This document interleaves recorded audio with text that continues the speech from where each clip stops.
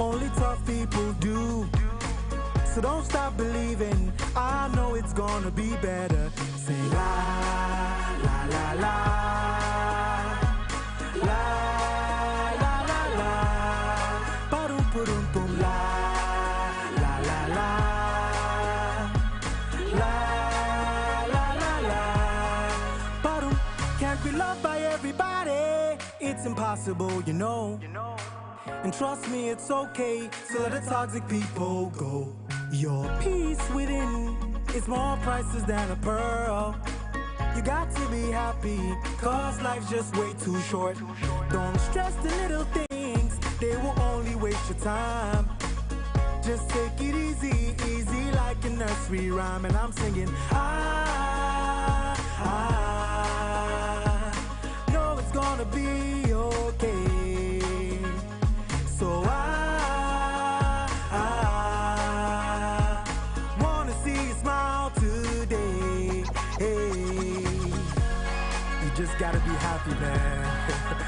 Good days, bad days, it's all part of life. But you must keep the groove on and enjoy every single day. I'm sure you've had some happy days before. So what makes you think you can't have more? Keep on fighting and you'll see. You will soon see rainbows. Hey, come on! La, la, la, la. La, la, la, la. Ba-dum, ba-dum, boom. La, la, la, la. La, la, la, la. Ba-dum, ba-dum, boom. La, la, la, la. La, la, la, la. Ba-dum, ba-dum, boom. La, la, la, la. La, la, la, la. Beautiful clouds, where you are, there are beautiful clouds, where you are, oh, oh.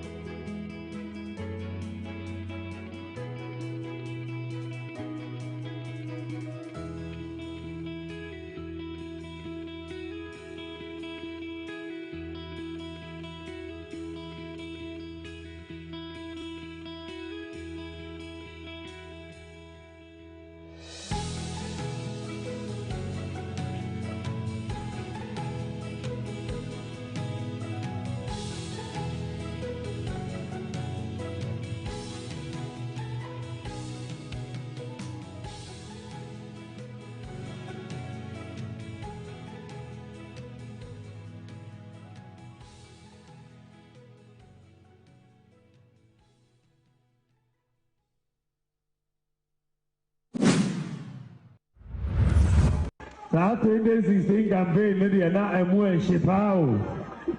Sa campaign ninti NDC for the Pema Semkra. Omutimidia, Omubedi Matensa. Misumi Fiomo. Munim say January 31st election ayekoi. Munim say NDC for Pesa Moto Abanamamio. Semunim sa. Omo Pesa Moto Maobi. Sele Nana Komiaka no Uno Obi Kobo football match. Ono na ube choose striker amount. And also goalkeeper. Ogago is a mobile penisel. Sa 2016 campaign media na emu shipao. Sa campaign ninti NDC for the Pema Semkra. Omutimidia, Omubedi Matensa. Misumi Fiomo. Munim say January 31st election ayekoi. Munim say NDC for Pesa Moto Abanamamio. Semunim sa. Omo Pesa Moto Maobi. Sele Nana Komiaka no Uno Obi Kobo football match. Ono na ube choose striker amount. And also goalkeeper. Ogago is a mobile penisel. Bawumia was he in charge of the economy? The macro economy. Was he in charge? Omahinuchi said Bawumia was in charge. Only had a finance minister appointed a crew of about 14 people to manage the city. It's okay. Huh? Any pay be a mukasa semi no man a day parliament for him to demand the resignation of the finance minister because of the economy. NDC for a muka party who were on a move motion of censure of parliament to remove the finance minister because of the economy. It is about me in charge of the economy. I don't know this Obama finance minister. I don't tell any penny be a no money about me pray no only the MPs. See any finance minister for real time free hub because economy na say. The corruption, economic decline, and the behavior of some members of government and the president's family.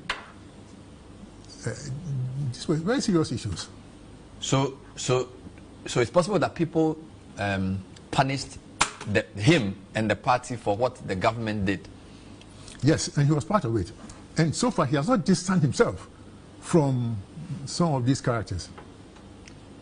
So he ought to do that. He ought to do that. So you think if he's to be, I don't want to use the word credible, but if he's to convince Ghanaians... If he's his own person, he convinced Ghanaians that he's his own person, he should distance himself from what happened in the past and the people who were around him and twisted arms and bribed people to make sure that he was a flag bearer, you know.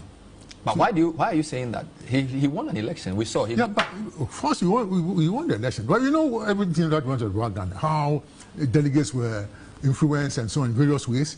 And don't think that Ghanaians don't know these things.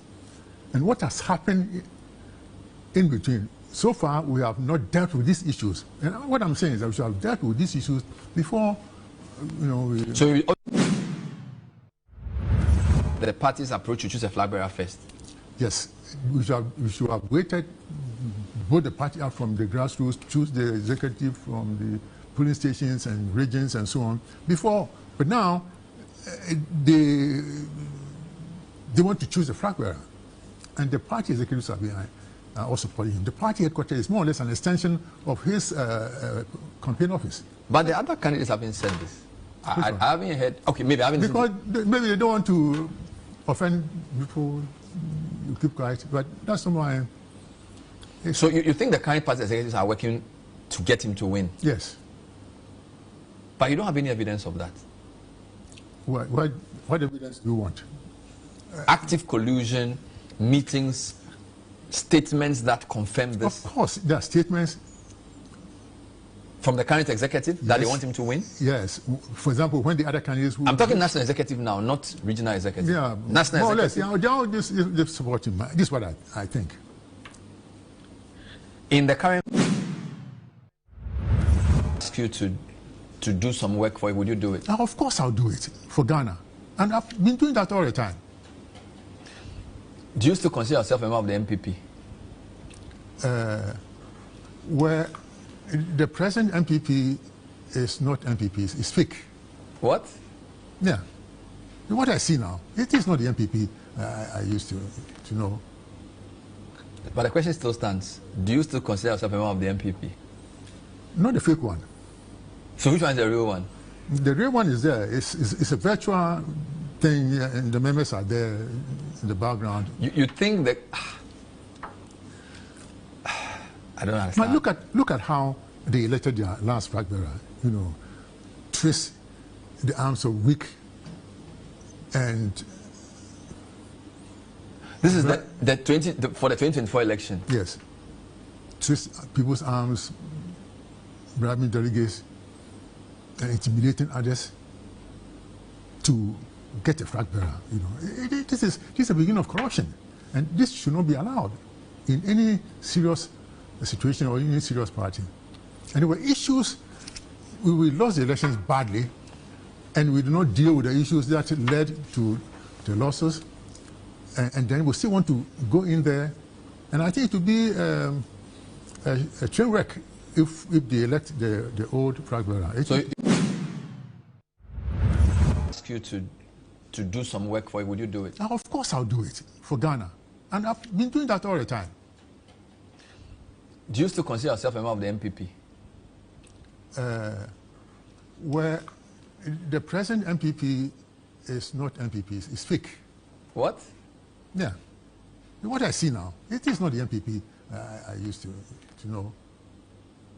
But the question still stands. Do you still consider yourself a member of the MPP? Not the fake one. So which one is the real one? The real one is there. It's a virtual thing, and the members are there in the background. You think that... I don't understand. But look at how they elected their last flag bearer. You know, twist the arms of weak and... This is for the 2024 election? Yes. Twist people's arms, bribing delegates, and intimidating others to get a flag bearer. You know, this is a beginning of corruption, and this should not be allowed in any serious situation or in any serious party. And there were issues. We lost the elections badly, and we did not deal with the issues that led to the losses.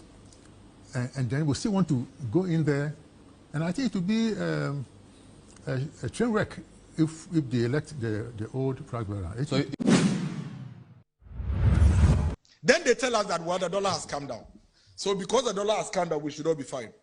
Ladies and gentlemen, if the dollar comes down and the market woman doesn't see it in her pocket, how does it benefit her? How many of you here have changed dollar this year? How many of you here have seen dollar in the last 5 years? So we are telling the government, maybe they've forgotten since they go to the Jubilee House. They should follow us in this computation. Antia Kosua is a tomato seller. Antia Kosua lives in Wasa Dompem. She has a daughter who is a student at the University of Ghana, and the daughter is a resident at the Vandi Hostel. Antia Kosua is making about 18,000 every year. 80,000 every year is about 2,500 or 3,000, thereabouts. That's what she gets every month too. Until every month, after selling all her tomatoes, she gets a profit, 3,000, thereabouts. That's almost about some 300, 400 cedis a day, thereabouts. Now, these are the expenses Antia Kosua has to make every year. In the year 2024, under the MPP government that the NDC said was wicked, Antia Kosua was paying electricity of 3,600 by the end of the year. Antia Kosua water bill in 2024 was 960. Antia Kosua's school fees was 1,650. Antia Kosua's child's hostel fee at Ivandi in 2024 was 6,200. Now guess what? The NDC is telling Antia Kosua that Antia Kosua, you're okay, don't complain, you are fine because the dollar has come down. How can the dollar come down and you're asking me to rest because I'm okay when I am paying 4,613 as electricity against 3,600 in 2024? You have increased electricity by 28% in 12 months. When you were in opposition, you told us that the MPP government was wicked and that when you come, you will make electricity affordable. How can dollar come down and you are increasing electricity? Abba. Dollar has come down. That is true. But why is the dollar coming down and electricity going up? Water bill. Antia Kosia was paying 960. Today, Antia Kosia is paying 1,151 for water bill because you have increased water bill by 15%. Then when I tell you my water bill is expensive than it was in December, you tell me it was in December 2024, you tell me dollar has come down. My daughter, Antia Kosia's daughter, that was at the University of Ghana, where you said you will give them stress-free loans to pay their fees. In 2024, she was paying 1,650 for the daughter. In 2025, where you say Antia Kosia should not speak because dollar has come down, Antia Kosia is paying 2,350 as fees. And she's paying 7,800 as hostel fee for her daughter at Ivandi. She used to pay 6,200 in 2024. But you are telling Antia Kosia that keep quiet, dollar has come down, inflation has come down. Let's go to the next person. Madam Martha. Give you a history. Afiano fi asieno ena yebe ka kire mo se eba no first of all aban no bedi intro say oba na dollar is 17 ene ka say no kre na 14 on the 7th of January abra na ifi aban na ye 14 actually and now say omoba na appreciation of the cedi has started meboa na aban papa ba enye no kre. The appreciation of the cedi started in the last quarter of 2024 when your gold for reserves program no gold prices rally ye na yet to me a creating reserves nenya excess. Yes. A whole appreciation start here. Me cram in some annual report of the Bank of Ghana and Metro DNTIA na ehu here say you be requested for this particular public inquiry. Pacho Mamin tender amount document being Annual report and financial statement 2024 of Bank of Ghana. Of Bank of Ghana. Mamin chira there. Before I go into detail no. Pacho Wani. That's Dr. Siama. Dr. Siama. Yeah. Metro baby and the signature was signing account no. The signature ni. Yes. Okay. Yes. Siama say oba an appreciation na starting. Gold for reserves program na ye starting you know. A buyer no near man ka credit an account. Now mamin kind. Okay, into call page 20 under foreign exchange market. Yes. 3.1. Yes. Also the foreign exchange market experienced intermittent pressures during the first 3 quarters, which led to the cedi depreciating, but recovered in the last quarter.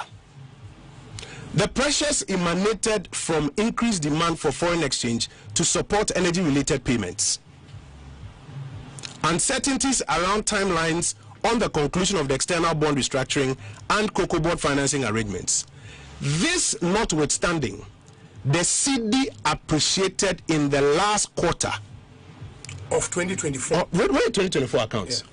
Yeah. On account of increased commercial banks' participation in the gold purchase program for foreign currency. And on the count said positive sentiments from the progress made in the debt restructuring and improved liquidity management. And this is a Siama report on one sign here about 2024. And Tiabane Baya cedi no air to appreciating me kwadwo ponkrome ya. And a parliament ye chere mo say mo be inherited program bi ayaye any policy bi a na ye as a short term measure. Now then yen start enti yenim ni positive ni negative. Ti ye bom kokose se ma ni anko ade bi ho a mo be boka. Me na me kasa on the floor of parliament. Na sa da na me kasa me ka chom say dia mo ye ni say mo pompe dollars asem we guy. Yes. Me kan twom twa me adapa. The first person who man be responded on the May 2nd 2025 governor no. Governor ne buy no. O say enye no kre na they are not pumping. We producers say wa me no betu nchia. Omunko my job online May 2nd 2025. Ombe Governor Addison Governor Esiama response I say they are not pumping. And I ye cover summary of economic and financial data be chire mu say ade ni mo pompe. May 23rd, bishops echo President Mahama ho. No bisa and said you know, I appreciate it. Now minority phone say more pumping now mo start here. President Mahama catch him say enye no krena enye good leadership. Or say good leadership is what is behind the city's gain. We producers will have me no betunchi omo ko hwemra. So obekaya ye koso kire data na anti by July, July be 8th. And IMF mpenim for no. Almost read data ni mo na omo bo aban kokko say eyampa. Mo pompe. Na number 2, mo fa framework a mo de pompe no MI. Inti munyai, inti almost reduce the market intervention and provide a framework. On 8th of July 2025, Mesano Atunjia, who produces Omo Hemra. And on my journal, ni na on my journal line. Inti by September, Momo call press conference or Jubilee House, no. Minim journalist could be say, Babaku bisa president, so penny. Because that time, no more jai pumping, no, because IMF has stopped home. So I'm for framework in bra. Tina, as I started Tibium, because he solve a problem, no. Program here the buy. You name the ups and downs. And akuma pamuli echremo. Who said that? To also almost stop here, no, na fear started here. Until I feel almost September 10th. On bisa president as a president. As I did anything, when a president Beji Tumu say, na Bank of Ghana no intervene. Now, omo withdraw here no, and I started Tibium. By the time omo IMF framework no. Now IMF instructed him say, fine, mobile pompo every month be because the person mobile currency pegging, rate no pegging. Now rather mobile proper intermediation. No. Every month be answer na month no be starting mobile intermediation most state maximum amount. If it is our time no say busumi be our more announce it. And yet no anka by the end of the day who name that say Oma pump $10 billion from gold for reserves program now MPP aban de buy no and they adjust currency no man I say. But point and say kind no omo di who try till the very end until IMF expose them. So when they started telling untruths about this one, we were compelled to say fine, and yeah, we need a parliamentary inquiry to get to the bottom of this matter. It is said, or you don't come. No one want to call ma. Because we are some penny. It's never buying. 2. Necessary for my real school. 80 me, the back can be. Luna me the share. What's on for my juma? A good father die. What's so one of more feeling? Yeah, that's what about fair. I said the woman in egg. Papa, yes, Remo. Catch a door, mamma say. Emma, yeah, bread. I might be to Ejna, a woman's so education so. And I buy one of whom I didn't say a year sustainable goal development no for no higher quality education for all those who have attained school going age, you know. One of whom I didn't say rural areas and also so. A bit to me, I drew hope. Now, I'm who teacher in our was our farm place in our district. But be a do Tibeto Crano, adding. Who bones a order ho, Nanajo, Empire, a dear Fusi, I also. And a more ding, a more ding pa. A person call a mere church or price him all. Okowa, the ope and no catcher. Especially as we are coaching, when you be no will be a grading exam or bo. Okaso of a castle concraba and an autumn.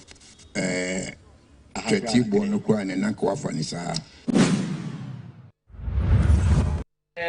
nkunimdie no baaye no akase yakoko na yakodi nkunim akase ye chiche emu adodode ebra ye campaign no na obi bia nimse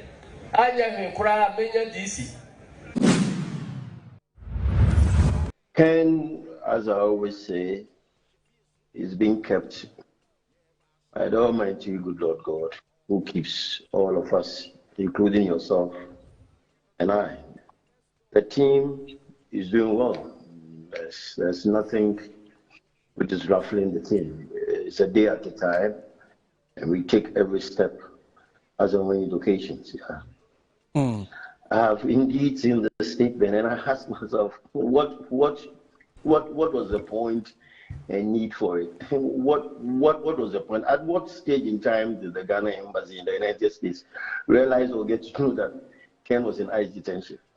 I mean, and even if Ken is in ICE detention, are they the ones to assist him? Ken has lawyers. He has representation by lawyers. So, I mean, whatever it is, his lawyers will deal with the matter. And rightfully so, he told the Ghana embassy if they have any dealing at all in the matter, they should deal with his lawyers. I mean, where he is, I mean, what are they going to do with him? He's in ICE custody, and they know the machinations which have gone on for him to be there. So what is it? He has good enough representation by lawyers. Lawyers that your Attorney General, the Attorney General of the Republic, has himself classified as a highly experienced and crack legal team. So they should leave the lawyers to do their work. Right. Have I said otherwise? They extended due courtesies to Ken Ofori-Atta. I am not in any way agreeing with that. I'm saying that when they got to him, he said if they have any dealings with him, they should contact his lawyers because the matter was in court. I mean, court processes have been activated. I mean, what is so wrong about that? I have not said otherwise than what you say. The courtesies were extended, and he gave a curt answer that if you want to engage me, please engage my lawyers because I have lawyers who are dealing with the matter. I mean, is it not a fair response? Right. So what has the outcome been so far in the past few days as the lawyers have been working on this particular situation? The matter is billed for a court session on the 20th of January. And let me put it all out there. And people who are muddying the waters and saying all kinds of things when they have little or no knowledge at all should wait and be educated. There are proceedings in court ostensibly for a deportation order on the back of the fact that ICE are suggesting that Kenneth Nanaya Kuntunkunuku Ofori-Atta is an illegal immigrant. But he is not an illegal immigrant because Ken has put in a petition through his lawyers for an adjustment of his immigration status. At the time that the ICE picked him, they had no knowledge of that petition. And even if they had any knowledge, I must say it was limited. So they were treating him as an illegal immigrant. But he had filed a petition for an extension of his stay and to continue to remain in the United States. Until that process is determined and dealt with by a court of competent jurisdiction in the USA, ICE are disabled from deporting Ken into the country. What is going to happen on the 20th of January is called a notice to appear. The Attorney General's office and all other lawyers who take the commentary on this matter should be cognizant with what happens then. It is purely an administrative immigration process. It has nothing, absolutely nothing whatsoever to do with any extradition proceedings. I heard the Attorney General say somewhere, mingling the two. The lines are distinct and drawn. Right. If you are not conversant with the immigration laws in America, you don't speak to them. The notice to appear is a process which is determined. Right. So you're saying that what the attorney... Can I? The counterpart lawyers have raised an objection that insofar as Ken is not an illegal immigrant, this proceedings for an order of deportation will not hold. So that is where we are. Right. And that will be determined on the 20th of January. As you mentioned, the Attorney General says that his visa has been revoked, and that is part of the process that he's been working on to get Mr. Ofori-Atta to come back into the country. What is the status? Has his visa been revoked? Mister, I am not about to respond to what the Attorney General has told me to the original. I have told you that there's a process which is coming on the 20th of January. That is what we are interested in. He is saying that his visa has been revoked. He, the Attorney General of the Republic, is saying that his visa has been revoked, whilst his deputy is saying his visa has expired. I am not going to lend myself to confusionists, okay? They should put their house in order before they come on the air. He says something, his deputy says otherwise, and you want me to respond to it. What we have is a court process which will be undertaken on the 20th of January. And so, I've told you what exactly that court process is called, a notice to appear. Right. Lawyer, I understand that. Today is the 12th of January, and you say there is that particular process that will take place later in this month. But as of now, what is it? Is it you say that Justice Sremsai, the Deputy Attorney General, says that it's expired. The Attorney General says it's revoked. But you tell us, what is it? What is the situation now? Have I not just told you that Ken put in a petition for an adjustment of his immigration status? Did I not just say that to you? And that he has put in a petition to enable him to continue to remain or stay in the United States legally. What other answer do you want from me, sir? But I want to understand why that, what's it called? Why that petition? If you enter any jurisdiction and the period of your stay is coming to an end, or is about to lapse, and you have reasonable belief that you need to be in that jurisdiction for a much longer period, what do? You apply. It is a routine. So his visa. So according to what you're saying, his visa is about to get expired, or what exactly? Or is it expired? I have said to you, it has not expired. How many times do you want me to say that? No, lawyer, I just need to understand it so that our viewers can also appreciate what we're doing here. Right. I'm telling you what you have to understand, and you are refusing to understand. I am saying, just as his visa was about to lapse, he put in a petition for an adjustment of his immigration status. And insofar as that petition is pending and has not been determined, nobody can deport Ken to Ghana.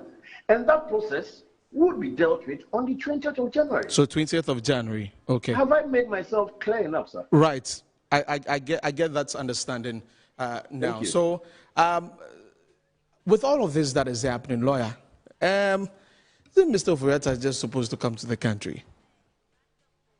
You see, when some of you talk the way you are talking, you are a journalist. When some of you talk the way you are talking, I become very saddened. What do you mean by he should just come? Why is that so? No. What is the meaning of that? What do you make out of what you just said? That he should just get up and come to Ghana? Come to Ghana and come and do what? He's been charged. Why Ken is still there? Did you know why he's still there? Why is he still there? But if you don't know, then don't be asking me the questions you're asking me. No, I just need a response from you, sir. I'm saying you are saying he should just get out. Are you not in this country? Don't you know Ken went for surgery and he's recuperating? Right. And I am asking this on behalf of many Ghanaians who are saying that, listen, we need people to be accountable when they are put in positions to govern the country or to run the country. And so if there's a situation like that, he needs to come because he's been charged. He needs to face the law. No, has Kenneth Nana Akufo-Addo not be accountable? Whilst in office, was he not hauled before Sraj and Yoko and all that? Were you not in this country? Did he not go to those fora? Please, you have asked me a question. Can I answer? All right, please go ahead, please. Yeah. Were you not in this country? When even the Mosa for censure was brought against him, were you not here? Did he not answer to all the questions? And distribute himself creditably to the administration of all Ghanaians? Right. Even as at now, you claim he has been charged. Yes, fine, he's been charged, we all know. Have you asked the appropriate authorities whether he has been notified formally of the charges that have been leveled against him? He's not been notified. Let's interrogate the issues and stop this business of accountability. Why is it anywhere? Don't you know that Ken is in the United States? Extradition proceedings have been commenced. Right. It's been like, so let us see what happens. Right. Oh, don't be judgmental and be. I am not being judgmental, Lawyer Davis. I am not being judgmental. I am just. Oh, you are being. You are being. Why you say Ghanaians are interested? He has to be accountable. Has he not been accountable enough? Did he just elope the jurisdiction? Right. Lawyer Davis, I am just asking the questions on behalf of Ghanaians. That's all I am doing. I am also answering the questions on behalf of Ghanaians. Yeah. You think Kenneth Ofori-Atta also is not a Ghanaian? Which audience are you serving? Am I not a Ghanaian? Right. Are you not a Ghanaian? Okay. So what do you mean by you are asking this question on behalf of Ghanaians? Why? At this point, you are speaking for Mr. Ofori-Atta. Lawyer Davis, you are speaking for Mr. Ofori-Atta, so you are responding to questions on behalf of Mr. Ofori-Atta. So, yes. Right. So we will wait until the 20th of January, as you have mentioned, for that, and then we'll know the status as you have mentioned. Lawyer Frank Davis. That's exactly what I expect you to tell Ghanaians. Right. Thank you very much for your time this afternoon. Wow. Who say resign? Will you resign because of going to the IMF when you said we were not going to the IMF? That's not a very good question. You know, it's almost like telling a father to resign from his children because he's changed his mind. You know, there are times that decisions have to be made for the survival of a country.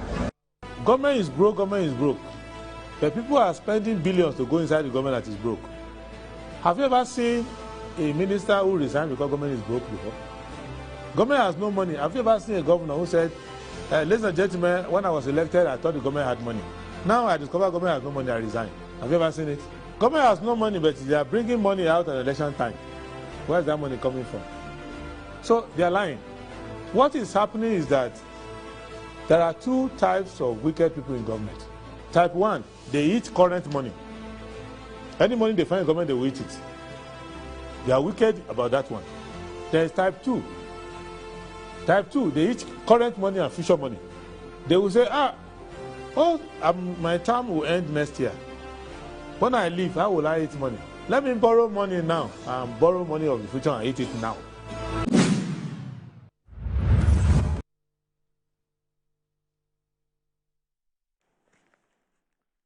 Good morning, and thank you very much for joining the show. This is Good Morning Ghana on a Metro Television.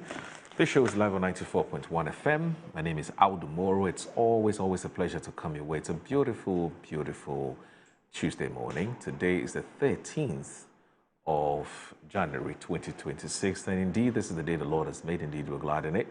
I want to say big thanks to Almighty God for making it possible for us to return here to join the nation's conversation on the big issues that are making the rounds in my dear country, Ghana.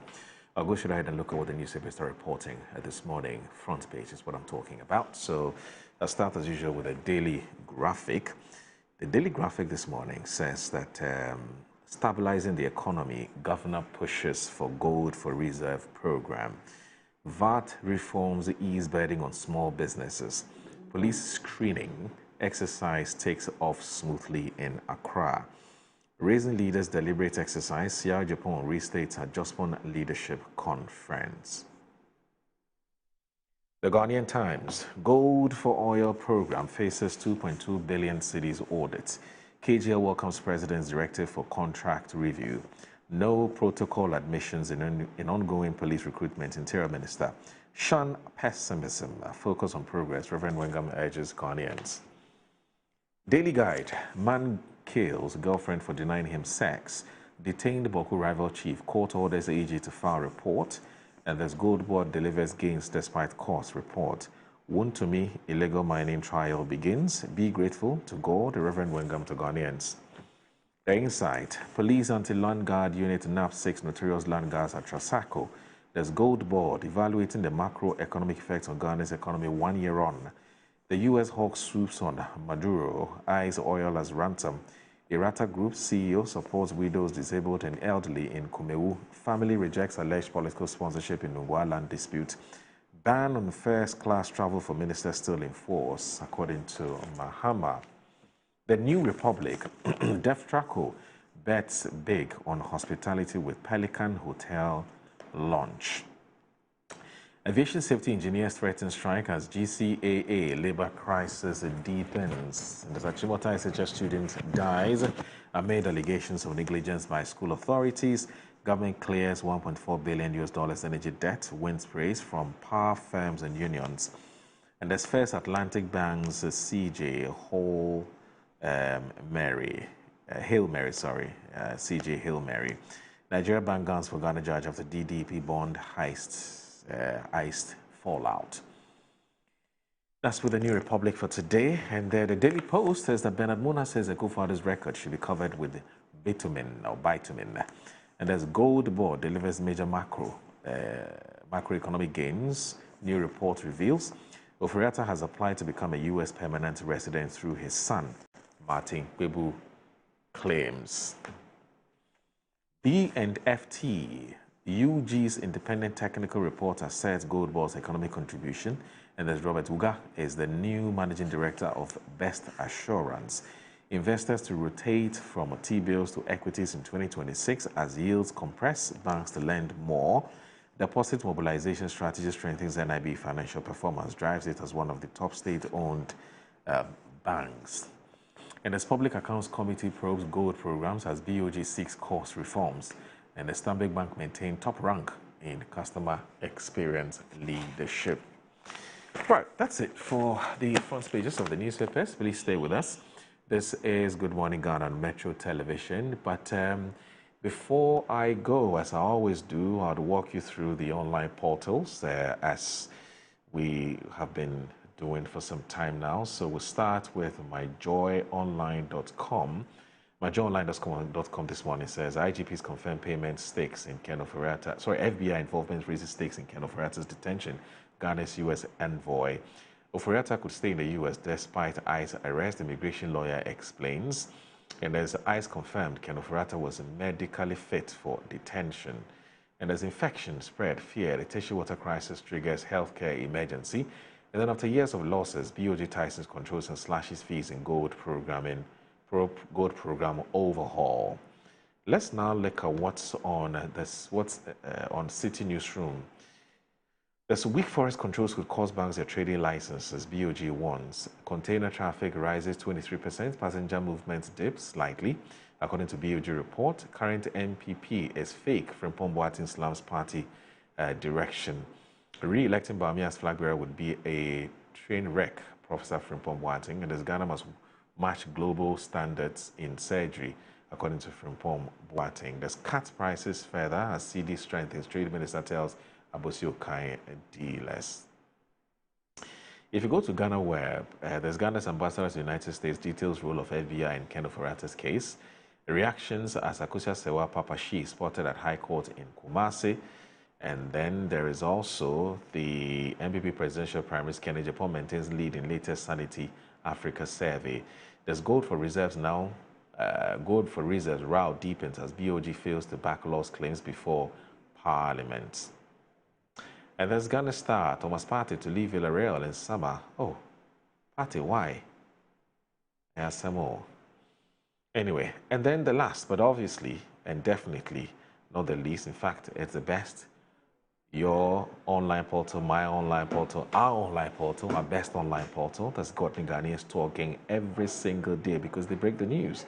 I'm talking about MetroTVOnline.com. It says that Ofori-Atta has not been officially notified of charges, lawyer insists. And then there's businesses must move beyond price wars and focus on value. That's a CIMG president. And then there's also Ofori-Atta should come to Ghana and do what? Lawyer Frank Davis asked.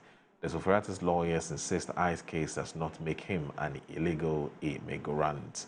And there's Read the Mood of the Country. Senior presidential aide fires back at Dennis Miracles. All right, so that's it for the online publications. My name is Awudumoro. Please stay with us. Don't go anywhere.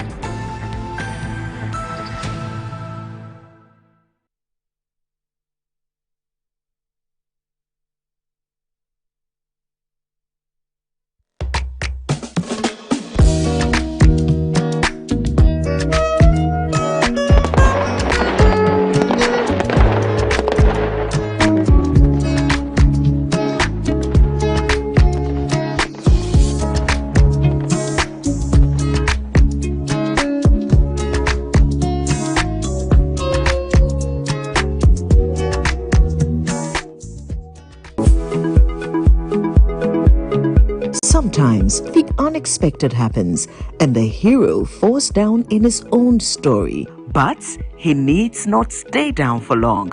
Cosmopolitan Health Insurance is your trusted health partner. Whether an individual building a business, with Cosmopolitan Health Insurance, your medical care is our concern. For the best health insurance solutions for corporate institutions, groups and associations, families and individuals, choose Cosmopolitan Health Insurance. From our over 700 accredited health service providers nationwide. Call us on 0302 540 668 or 0501 678 547 for all your health insurance solutions. Cosmopolitan Health Insurance, your medical care is our concern. I'm a brand manager. Of course, I accept only quality and affordable printed souvenirs for my promotional campaigns. I'm the head of academic affairs of a very important institution in Ghana. Of course, we only deal with quality, reliable printing companies for our institution's printing materials. I'm talking about appointed time printing. Appointed Time Printings. We take pride in our extensive print scope that transform your ideas into captivating visual masterpieces. We delve into the core objectives and vision of each print project. Precision printing is at the heart of our printing process as we meet your tight deadlines. Our rigorous inspection, color verification, and overall printing excellence are assured. 20 years of printing excellence. It's always a pleasure working with you to create a vibrant, dazzling printing experience that gives you a masterpiece. Appointed Time Printing, your world of quality and affordable printing. Brush, brush, brush, brush, brush, brush, brush, brush your teeth. Brush, brush, brush, 2 times a day. Brush with Kel-Kit. Hello, my friends. My name is Kel-Kit Toothpaste. Wow. I was made to be gentle on your gum, but protected. I will protect your teeth from cavity, make your teeth whiter, stronger, keep your mouth fresh all day. And best of all, I'm strawberry flavored. So put on a smile and try me. That's amazing. Just try me. That's my job. If you say so, jump on my brush. Makes your teeth stronger, chicky chicky whiter, chicky chicky stronger. Yay! You did it! I'm glad you like your new toothpaste. Don't forget to brush both day and night. Kel-Kit. Happy smile.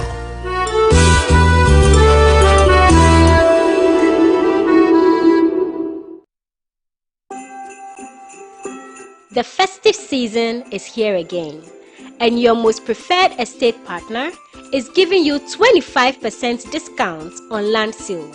Yes, for our Bronya Asase promo, Estate Masters is offering this massive discount for outright purchases. This includes free indenture, free site plan, and a free site visit. So what are you waiting for? Rush now and secure a plot of land while it is still hot. Reach out to us using the numbers below or visit our website at www.estatemastersgh.com. Estate Masters, your most preferred estate partner.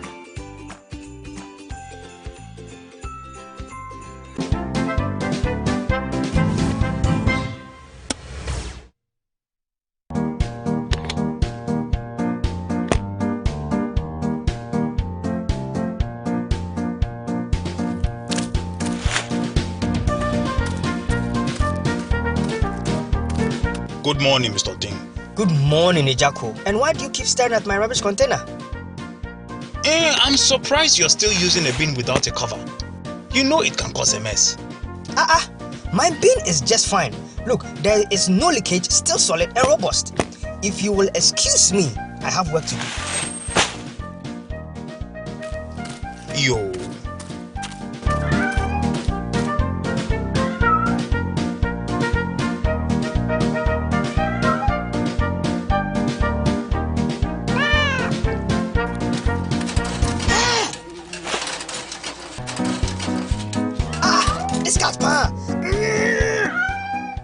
Dustbins are a great way of keeping trash off the street and homes.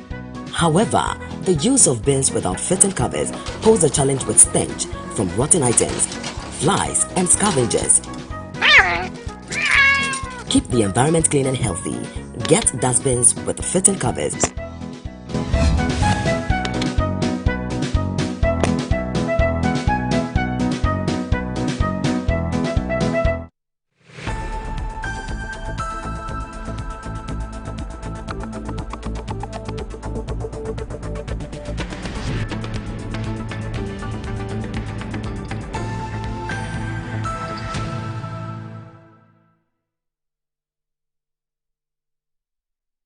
Right.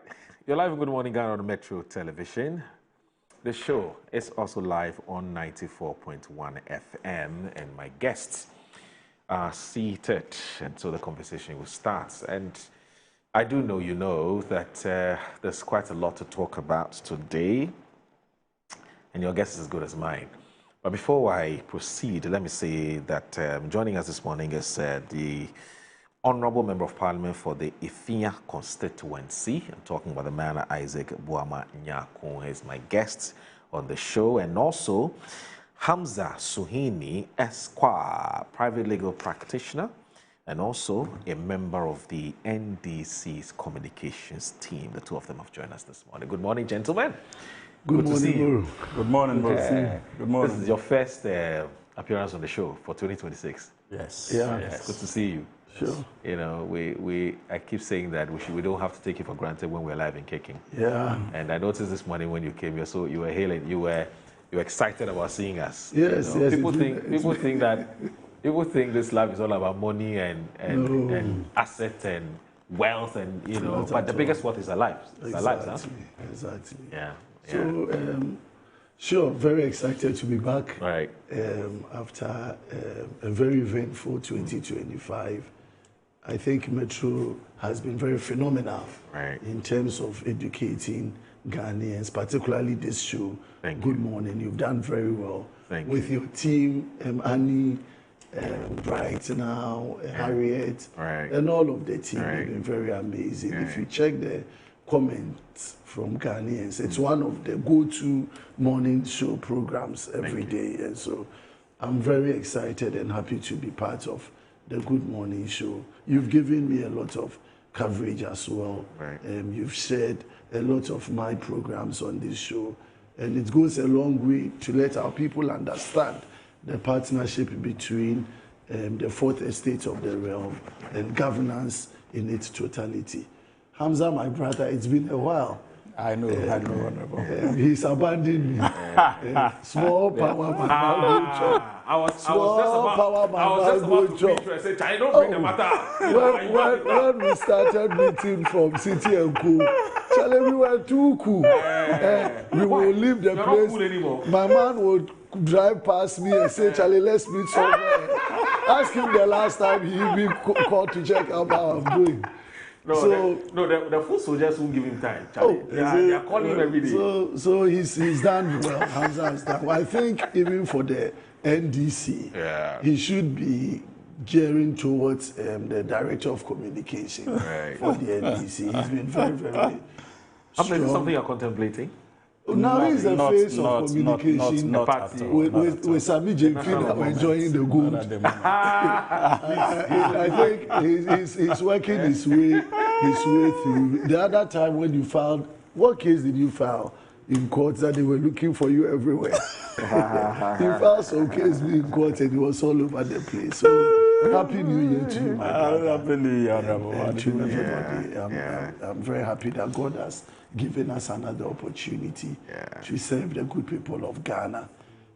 To our viewers, a very good morning and Happy New Year to all of you.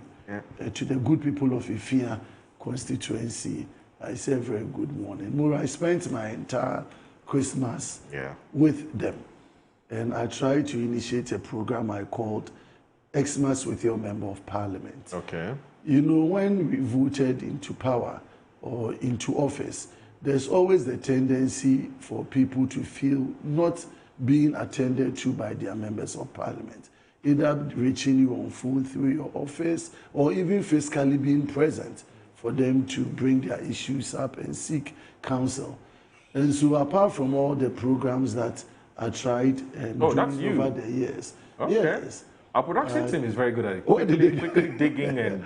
I know, right? So I did an Xmas with your Member of Parliament across all the electoral areas. Okay. It was a 7-day event back to back where we shared fellowship together. We played games, Ludo, Owari, snooker, amongst others. We ate. And then also I opened what I called a boutique for my people. So it was go and shop for free, So a boutique was open because even to get a Christmas gift for your daughter, your son, or someone becomes a challenge. And so I had to get some items from the United States and then open the place up for people to go and shop for free, and brought smiles in the face of our people. And I feel very satisfied. 1 year down the line, I always say that it's accountability we look up to. So I've done a 1 year summary of my work in 2025. I'm sharing it on my website, on my status and social media handles, so that people can have an understanding of exactly what I've been able to do, from education through to health care provision, through sanitation improvement, provision of potable, clean drinking water, support for scholarship for our people to access foreign scholarships. 8 people had the opportunity in 2025 to get scholarship outside the country. And so holistically, and when you come to Parliament, the issues that were raised, concerns of our people, road infrastructure, that I've worked with the Minister for Roads and Highways today. A couple of the routes that had not been attended to have started to see the light of day. And so it's a big transformation, that collective. And we talk about governance, you know, it's a continuum. So you can't say your party leaves office and it should be abandoned. So you can see continuity from some of the projects initiated under the MPP. If you take the Western region, the road in Sekondi Takoradi are all seeing improvement and uplift. The Takoradi flyover is being worked. The Aguna Nkwanta road is being worked on. Recently, government has also talked about dualization of the road between Cape Coast and Takoradi. And the contractors have already come on site. But the challenge we are having is that it's affecting my constituency greatly. Because if you take Efia constituency, we sit primarily along the N1. Okay. The Efia-Kuma township is sitting around the road. So you have a lot of businesses, whether it is container shops, whether it is stores, houses along. So the expansion is going to affect over 2,000 structures, including major buildings. And the contractor has been given a mandate to execute in 2 years. And so there's pressure on the local assembly and the regional coordinating council to make access for the contractor to come on site. Okay. But that is hitting heavily on our people. And so I've tried to discuss with them to give us some reasonable time to engage the people and relocate them. Because if we don't do that and we push through, then we are going to destroy the livelihoods of almost about 10,000 people. Wow. And that will not augur well for us as a country. And so I've made an appeal to the contractors, to the engineers, and then the regional authority that we should dialogue and engage. Yes, the contractor should be given access, but the road is from Cape Coast. There are certain sections of the road that may not be much impacted like we see in Efia. So the construction can begin if you start from the Intraban area, the Shama area. That one, you have the leverage to start the construction without much impact. Okay. So when they enter into the Twin City, the Efia enclave, we would have enough time to have relocated the people. And I always say government should be sensitive in providing some support. Because when people are being moved out after 20 years, 15 years of settling on those areas to work, and we want to move them, we need to also provide some support systems like transportation means. So if someone wants to move their container, maybe a truck or something would be made available so that the burden on them. Just yesterday and today, I've received calls to support people to relocate and even to pay for some of their new containers that they are trying to secure. Others are asking you to help them rebuild their structures. And for me as a member of parliament, this is coming at great cost. And so government needs to take it that, yes, we want to do the road, but the road is affecting human beings. it's affecting our people. So what kind of arrangement has government made, not in compensation, but at least making available some reasonable funding to support easing the pressure that comes to the people? So I would encourage the Regional Coordinating Council and the Assembly led by Abdul Majid to do a lot more and not just come in within a day or two and tell people to just move out because the contractor has to get access to the place. And I think with dialogue and engagement, I've engaged them throughout the whole. I was just about to ask whether you've engaged them. I did. Okay. I did. All the affected people had community engagements with them. Okay. And we have resolved that the road should be made available for government to construct. Okay. So we are adding them with the provision of making the space available. What is left is for government agency like the Assembly to find a suitable location for them and provide available support mechanisms so that that transition out of that space becomes seamless and smooth. Okay. And then well-defined timelines. Because if you want them to move and you tell them you have to move by Christmas or right after Christmas, that is indeterminate. If you want them to move, let's tell them you have end of February or end of March to completely relocate. And I told them, if we come with that reasonable timeline, everybody should move. Okay. So we don't come back again and make subsequent appeals. Okay. And they have understood it. Okay. And so we need to soldier on this. And all right. Yeah, thank you. Hamza, what school did you, which senior high school did you graduate from? Of course, the best from the northern part of the country. You mean Ghana Secondary School. What do you mean by that? Ghana Secondary School, the only secondary school in the north now that can boast of not just a sitting president, but also a sitting first lady, and the highest number of parliamentarians in Ghana.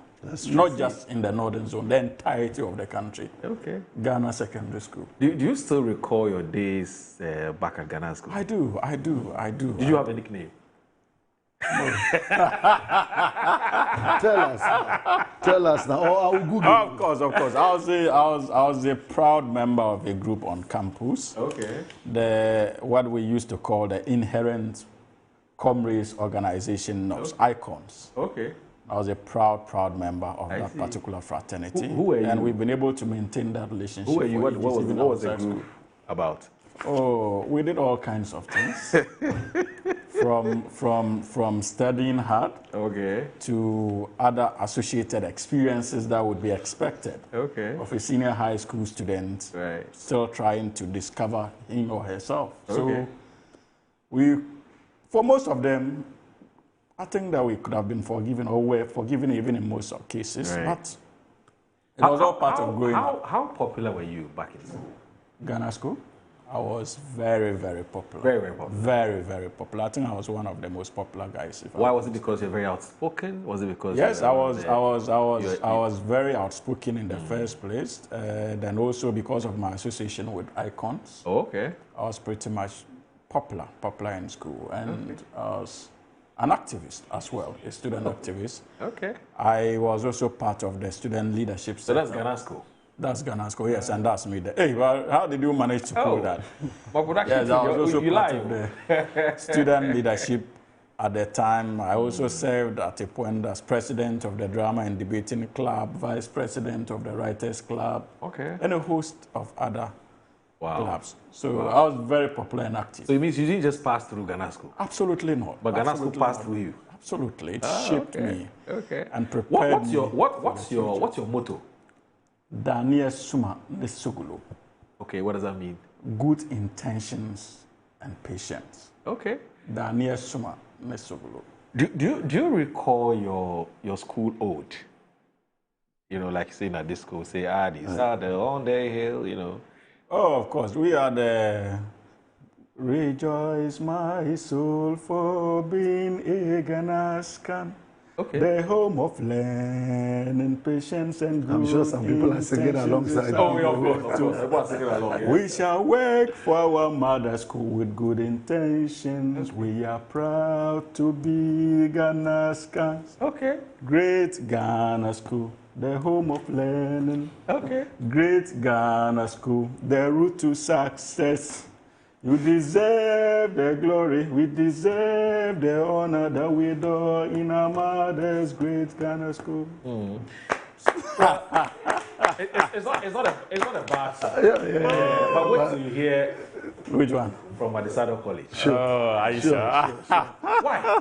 Wait till you hear from Adisado College. It pills all the other songs. Moro. You see, the standards Ghana School you seem wait to be till you hear setting. from Adisado College. Big boss, what schools are? Adisado College. Of course. Proud Santa. Proud Santa. You have everything about you. I'm Santa Claus and Santa to all. You see the cheat on the show. See the cheat. With your feet. Everything upon us makes us remember the strength of their name. Others have labored and we share their glory, as to do exploit and add to their gift. Those who come after will take up our story. Maybe when they are singing again, play up, Santa Claus, so we do. Beautiful. You know proper song? Yeah. But how is that proper than the other song? Others have labored and you are sharing their glory. Did you hear that part? Moro, did you hear that part? We shall never be beaten. We shall always bear the power. Others have labored and you are sharing in their glory. But we have also labored. Others will come and share our glory. So you share glory for. We set standards. We set standards. Ghana School. And we are also an international school. When you go beyond the borders, of Ghana, you begin mentioning at this side, they'll be asking which. No. But immediately you say Ghana Senior High School, they know, they can tell. It is not a local school, it's an international brand. You see, we appreciate Ghana School. And in fact, when you celebrated your 65th anniversary, statements was read on the floor of the house. Yes. And then they wore the Ghana School Club, yes. And then some even had this, how do you call it? They got the flag of Ghana School and the rest. And that gave me an indication of the total number of former Ghana Schools. And it was huge. Yes. It was huge. So I think they've shaped education in the north, and leadership, and leadership as well, and because that was an important pillar of our training. And if you have the president of Ghana and the first lady, and being old students, you ask majority those days, majority leader. Those days, Chimwata was priding itself with producing President Rawlings and all of that. And so I think... And one interesting thing, the likes of Abedi Ayew Pello, Abedi Pello and the likes, they are all good Ghana schools. So we give it to you in the north. But and one of the most celebrated bankers in Ghana. Don't break it down. And the likes. Oh, he's also from Ghana. Oh, of course. Oh, I see. Of course. So we are not joking. No, we are not joking. We are not joking. Because of their year of establishment, this is the time their people have come into the space. We are talking about we are not coming to the space. We are taking charge. You take charge. we shaped the foundation of Ghana, the constitution, the legal breaks, the messes, and all of that. From the 1940s and 50s, it was that this 60s, 70s. So we will let you join. Well, no doubt. You know the beauty of all that we're doing this morning. The fact that we've created a conversation around what has now been termed as school homecoming, right? Where now we are mentioning names of people who have graduated from these schools, some of these. Oh, this production team, proper production team, we see that song they're playing.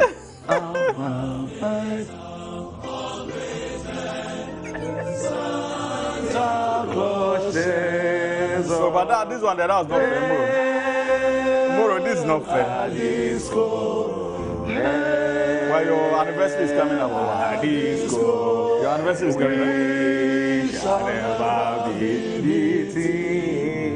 We shall always bear the crown.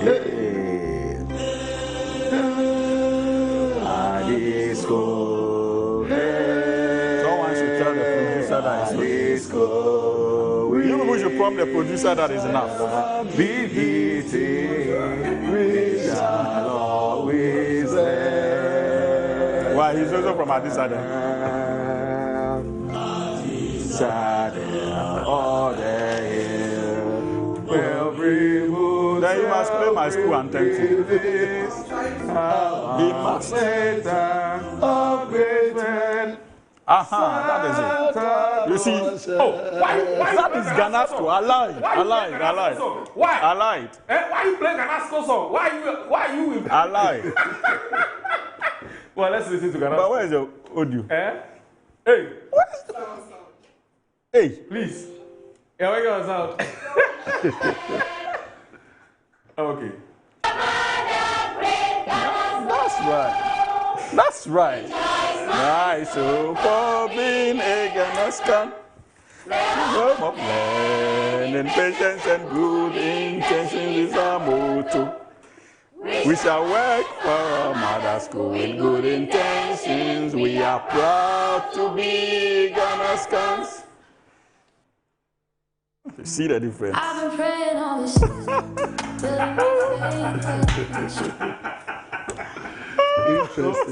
So he wants they have a better song. Of course, and an inspiring one as well. So when was the last time you did a homecoming? Was last year? I think last year, yes. Last year. How did it go? It went well prior to our anniversary celebration. It was great. It was great. It was good. I think Presec did the S2s this year, right? Yeah, I think I saw every school does it every year. In Addis Ababa, we do it after 25 years of completion. Yeah, school, yeah. And so I come from the Santa 94 batch. And so we did our homecoming officially after 25 years, about 7-8 years ago. Right. And we had the privilege of His Excellency, the President, Nana Dankwa Akufo-Addo, gracing the occasion. Then Godfrey Dame was the Attorney General. He's also my mate in Addis Ababa College. Okay. And we, at the 25th anniversary, you sponsor the speech day, and then you give a donation to the school. We built one of our master's flats. We reconstructed a master's flat bedroom accommodation for teachers and during our time, and that was our contribution. We supported the building of our assembly hall. I think it's important as a people to take interest in our old students associations, because like Hamza said, and I'm also alluding to, it shaped the foundation of our lives. And some of the experiences we had, the friends we made, we still keep them till today. Yesterday, I think on Sunday, one of our colleagues, Reverend Abi Kwafo, he's in UK, came down to Ghana to have a church service for us as old students to pray into the year. Because he believes, as a pastor coming from Addis Ababa, every year he has to do a New Year service and pray for us as an association. And then also he supports so many initiatives. And then we have to also go beyond our support after 25 years and every year try to see what we can do to improve learning. When you go to my house, Aglobi House, anytime I go there, I try to adopt the person who sleeps on the bed I used to sleep on. So when I go there, I identify who sleeps on my bed and I try to take care of that person, particularly if the person has financial challenges, you know. And when we all bring up some of these things, it will help. And they also look up to us, knowing that once I was in school, these were the things our old students did for us. I remember P Square, and we were there. Our computer lab during our time was constructed by old boys, and you could see them come back in some beard and gray, and you were like, wow. Now we go back and people see us same, you know, and we need to show the path so that future generations will also know the collaboration between Old Students Association and promoting quality education in Ghana. Yeah. I see. I think that I agree with that, the point that he just made about the old students being exemplary role models for those who are still in senior high school. Because for many of us, even our political path in a way can be traced or could be traced to such associations with old students. Because I remember quite clearly that in our first year, when we were celebrating our 40th anniversary, and they invited a host of old students, and time came for them to also give a roll call of those who were in parliament. Many names were mentioned. And then you remember John Dramani Mahama Echi was one of the most celebrated communicators in Ghana. Right. And he used to appear on Metro TV, this show, I think at a point in time with the likes of Nana Komia and co. And I think that was where some of us began actually taking interest in politics. Right. Because there were names you could identify with, the likes of Moses Asaga were mentioned. Right. Another shrewd politician, intellectually exciting. Right. And so you had no choice than to want to model and fashion yourself in that light. And that's how many of us were inspired. And so for me, time to time, when I get the opportunity and I go to Tamale, I find a way of sneaking in there, informally. I get to interact with students, visit my former house, engage with the few that I'm able to engage with, just to keep hopes alive. Because trust me, the kind of shaping we got from Ghanasco in particular, I still struggle to compare to any other institution that I've visited. Right. Trust me, or I'll pass through. But you see, I think the culture is not one that has fully developed in the northern part of this country. Right.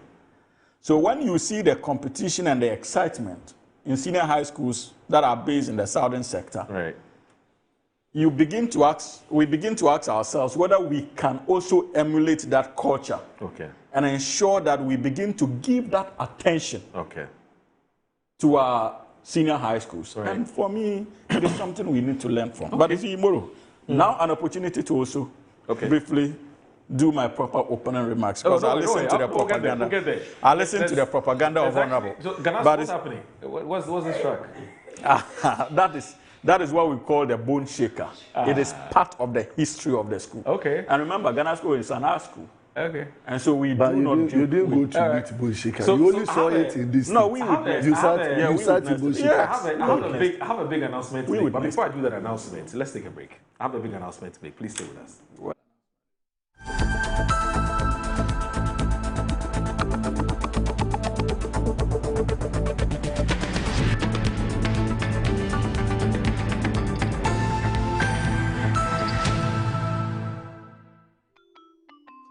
Start your kids' day the right way, filled with confidence to take on any challenge. Pepsodent Kids contains the right amount of fluoride and sugar acid protection to care for their developing gums and teeth. Grab either orange or strawberry so they brush with the sweet flavor they love morning and evening. Pepsodent Kids, giving your children a bright smile for a brighter future. Are you a headmaster, headmistress, parent, teacher, or an educator looking for high-quality textbooks for preschool, primary, and junior high school students? Look no further than Advocate Publishing Company. Advocate Publishing Company is a leading publisher of educational materials in Ghana that publishes very engaging, interactive, and comprehensive textbooks that meet the needs of students, teachers, and parents. Our textbooks are thoroughly published to make learning fun and easy. They are also designed to stimulate critical thinking, problem solving, and creativity in students. Make Advocate Publishing your preferred choice for all your educational needs. Explore our range of textbooks and educational resources. Visit us at the old GNTC yard near Kingsway, Accra. You can contact us on 0503 786 776 or 02408 06354. Also 0531 600360, and connect with us on Instagram, X, and Facebook at Advo Publishing. Don't settle for less. Choose the best. Advocates Publishing Company, empowering young minds one textbook at a time. Thinking Publishing, think Advocates Publishing.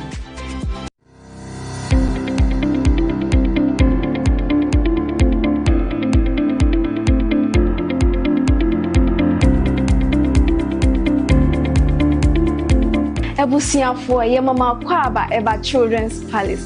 Nkwala nyema nyina fie enyi.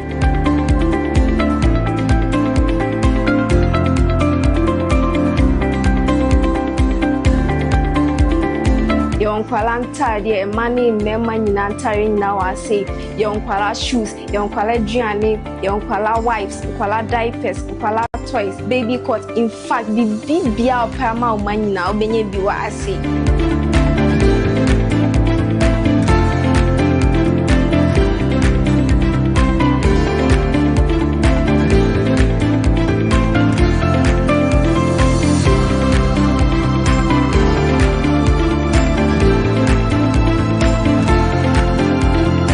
Located at East Legon Hills, Nana Chrome KFC.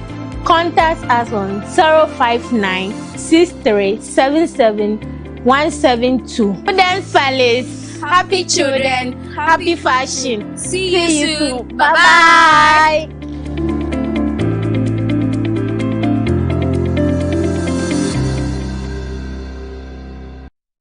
Yes, next.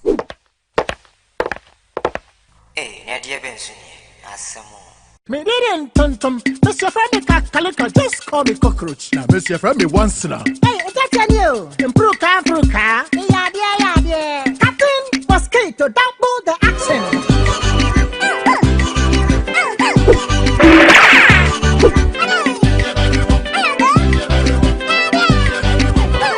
Me did this, so spray. Mr. Friend is so cool. Yeah, go to my society.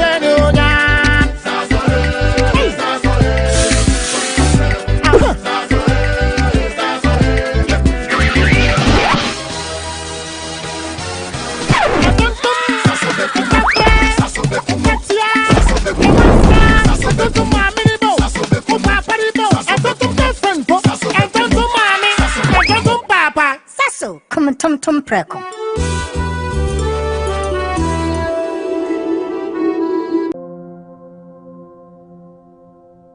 Ama, nansi mi jeno wo bin enko ye kwao. Ama ma ye bohu se kontomra akija.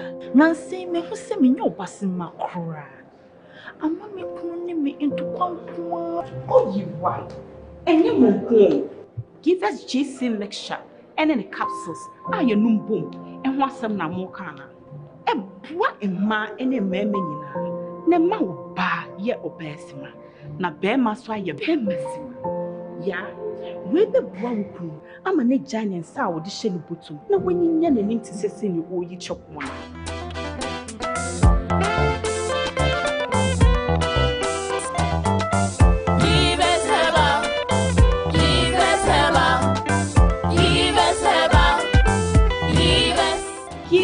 GC mixture and a capsule. A painful battle, one more menu for one and Quada when you feel to me.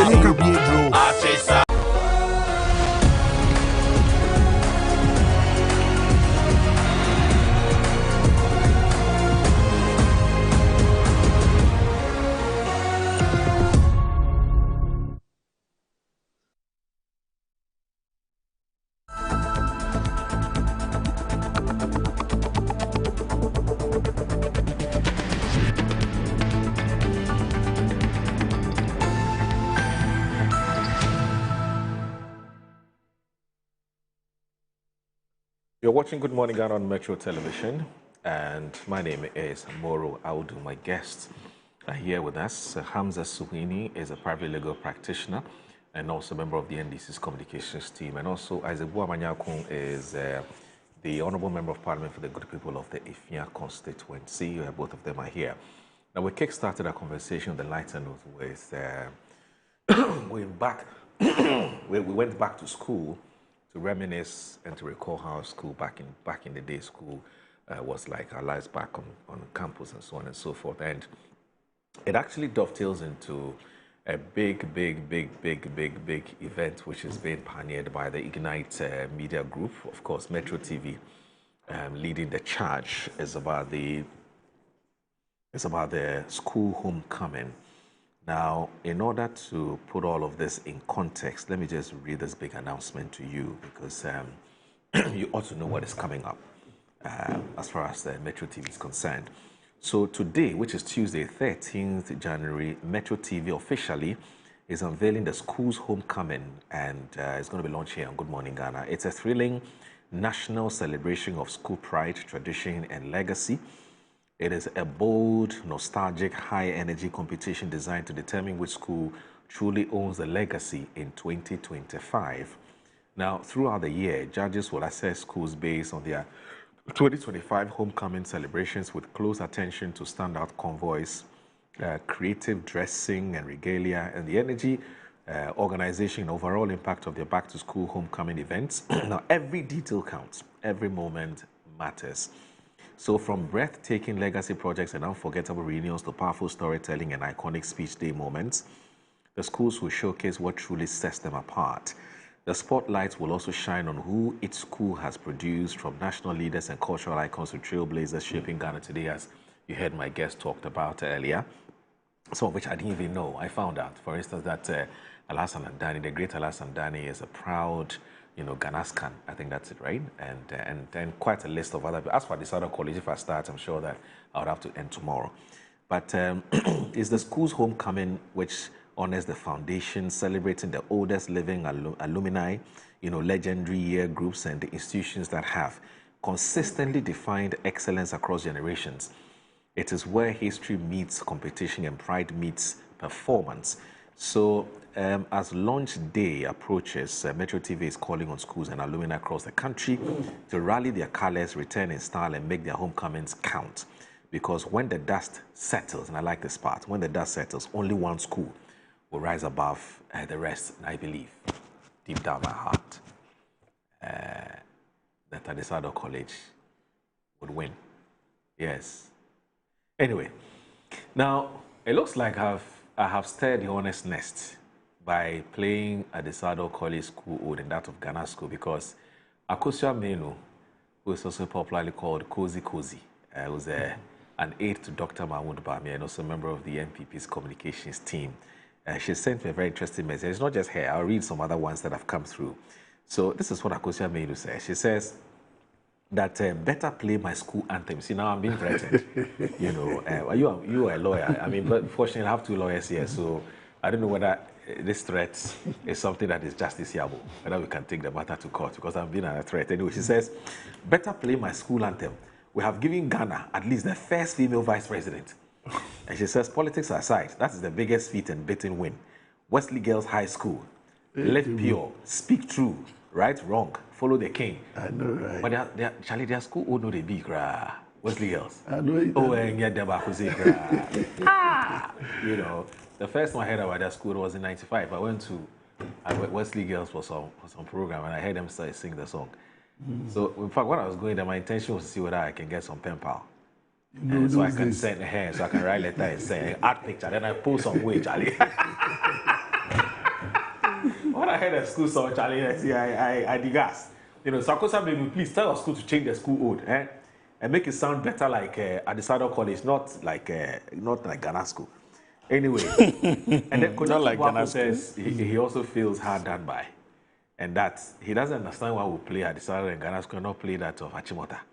Motown, y'all. So he says, Moro, please, respectfully, I think there's only one school worth mentioning on your August program. It's called Achimota School. You can call us Motown. 3 presidents and counting. Osajimu Dr. Kwame Nkrumah, President Rawlings, and President Professor Mills. And it says, and please, may I remind you that President Mahama went to primary school at Achimota Primary. But for that ugly 1966 coup d'etat by Yano, we would have claimed him too. So let's respect the fact that his formative years were spent in Achimota. Please, Council Hamza Sweeney, please stick to your day job. Singing isn't your strong suit. Oh, I'm receiving messages tonight, you know. And our very good friend Graham, who works with GBC, he's one of the top sports presenter there. He says, I beg, remember St. Augustus College. Why? He said, I literally St. Augustus out of this, St. Augustus. Anyway, but let me also say that, Robert Coleman apparently, you should know better. I mean, apparently Robert Coleman last year, the CEO of Wembley Sports Stadium, apparently he's been giving a legacy project to put up in Ghana Square, and he's just sent me. He's also watched, except that he won't talk about his school. Yeah. He went to Accra, and why he won't talk about Accra, I don't know. And I'm not sure that He's a disappointed Santa Claus. He's a disappointed Santa Claus. Yes. Just Onya disco beba na so ye dia fane ko. Onya disco beba na so ye dia fane ko. Onya disco beba na so ye dia fane ko. Emma ye de na ko. Anyway, so Great Mama Heidi, we'll talk about St. Augustus. In fact, during the launch, you are free to send us many messages as you can, telling us about how life was on campus when you're in senior high and so on. We're trying to relive the past and so on. Now the Robert Coleman matter, apparently this, the track or the facility he's putting up, right, for the school is an AstroTurf, basically. And you see him. This is the sword cutting ceremony. Now, he's just telling me that this AstroTurf he's building for Ghana School would comprise the following. There's a 6-lane tartan tracks. That's massive. Wow. Probably the biggest. Yeah. That's more like a stadium. Yeah, that's more like a stadium. There's a 500-seater spectator stand, public washrooms. Wow. There's a 105 meters times 73 meters AstroTurf pitch. Okay, so that's what I just mentioned. There's a 300 millimeter drain. And there's a floodlight, 21 meters high. Wow, that's massive. And there's a handball court as well. Right. There's of course, changing rooms, 250-seater spectator stand, VIP stand, 20 capacity.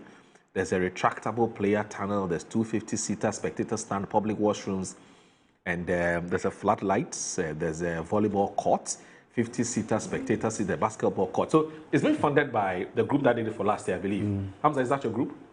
No. Okay. I think it's funded by the school First itself, Lady or so. Yeah. Oh, okay. I think the First Lady was behind it. I don't know whether the lobbying process is so, but I know as a matter of fact that Her Excellency Lord Dina Mahama had a hand in that project.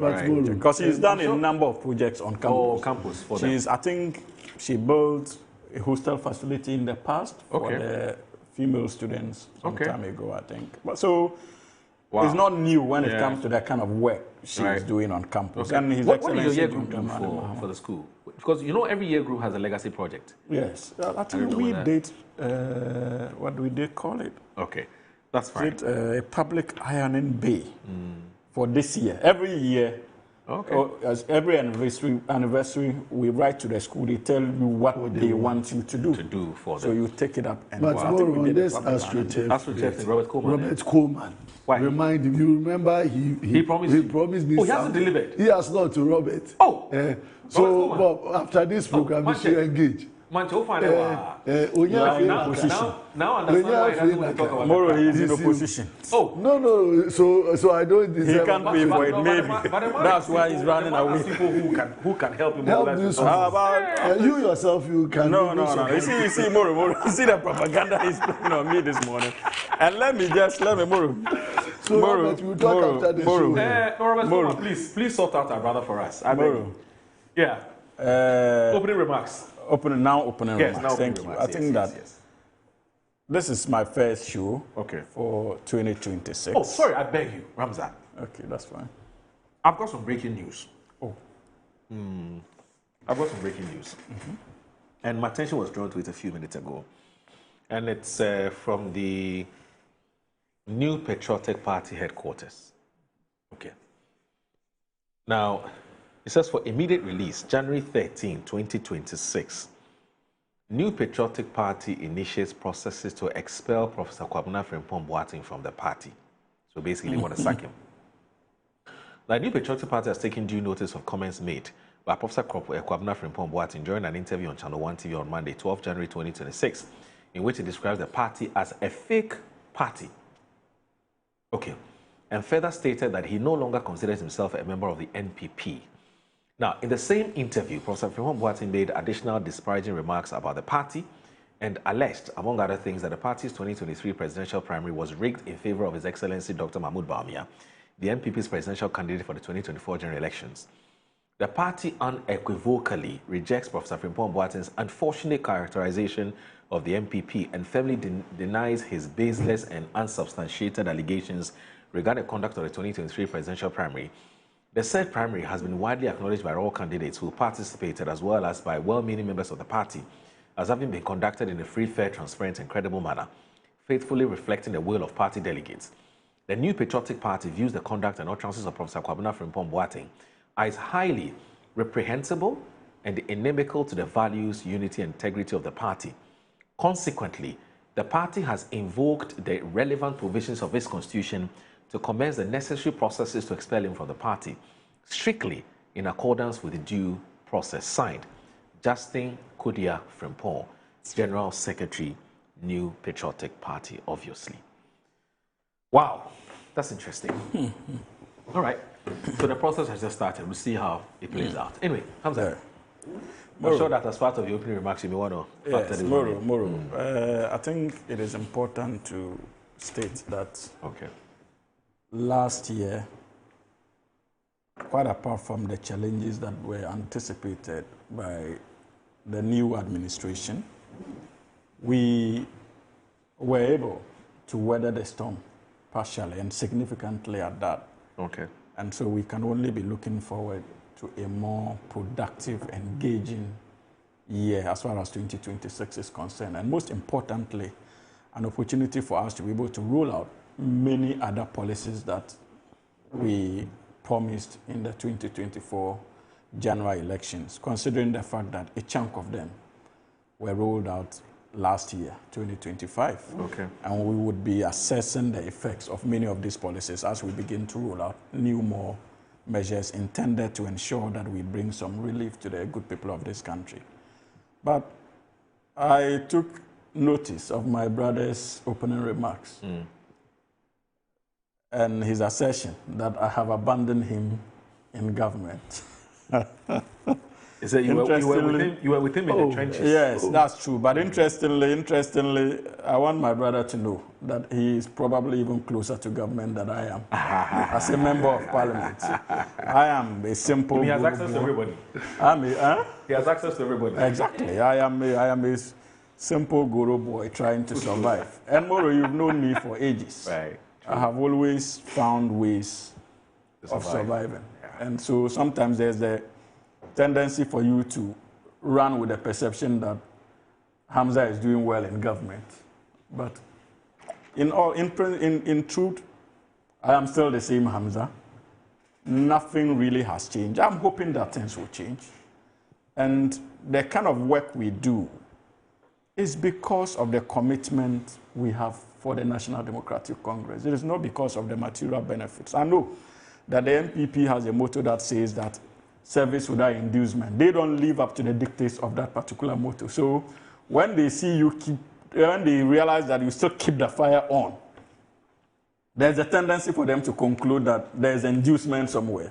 But the most important thing is that at least I know a chunk of people now in government that when I'm in trouble and I need assistance and I pick my phone and place a call, many of them would intervene, not just on behalf of me, but even on his own behalf, right, as a member of parliament. And that is quite exciting because I just got back from London last night. Okay.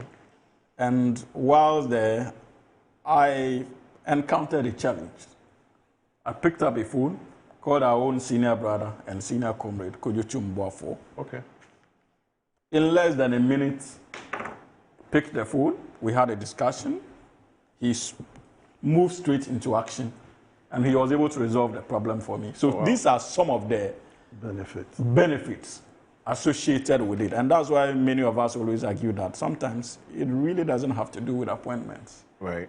It has to do with the kind of people you know and your belief that it could be you tomorrow.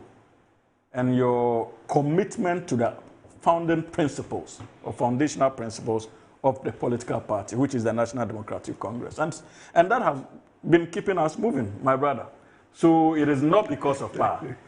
This is something we've been doing for ages, as way back when we were in secondary school. And so that is why when we started, and I'm not surprised about this latest assertion that I am likely to contest for National Communications Officer of the National Democratic Congress. It would be an honor, but I would only act based on the recommendations of my senior party men.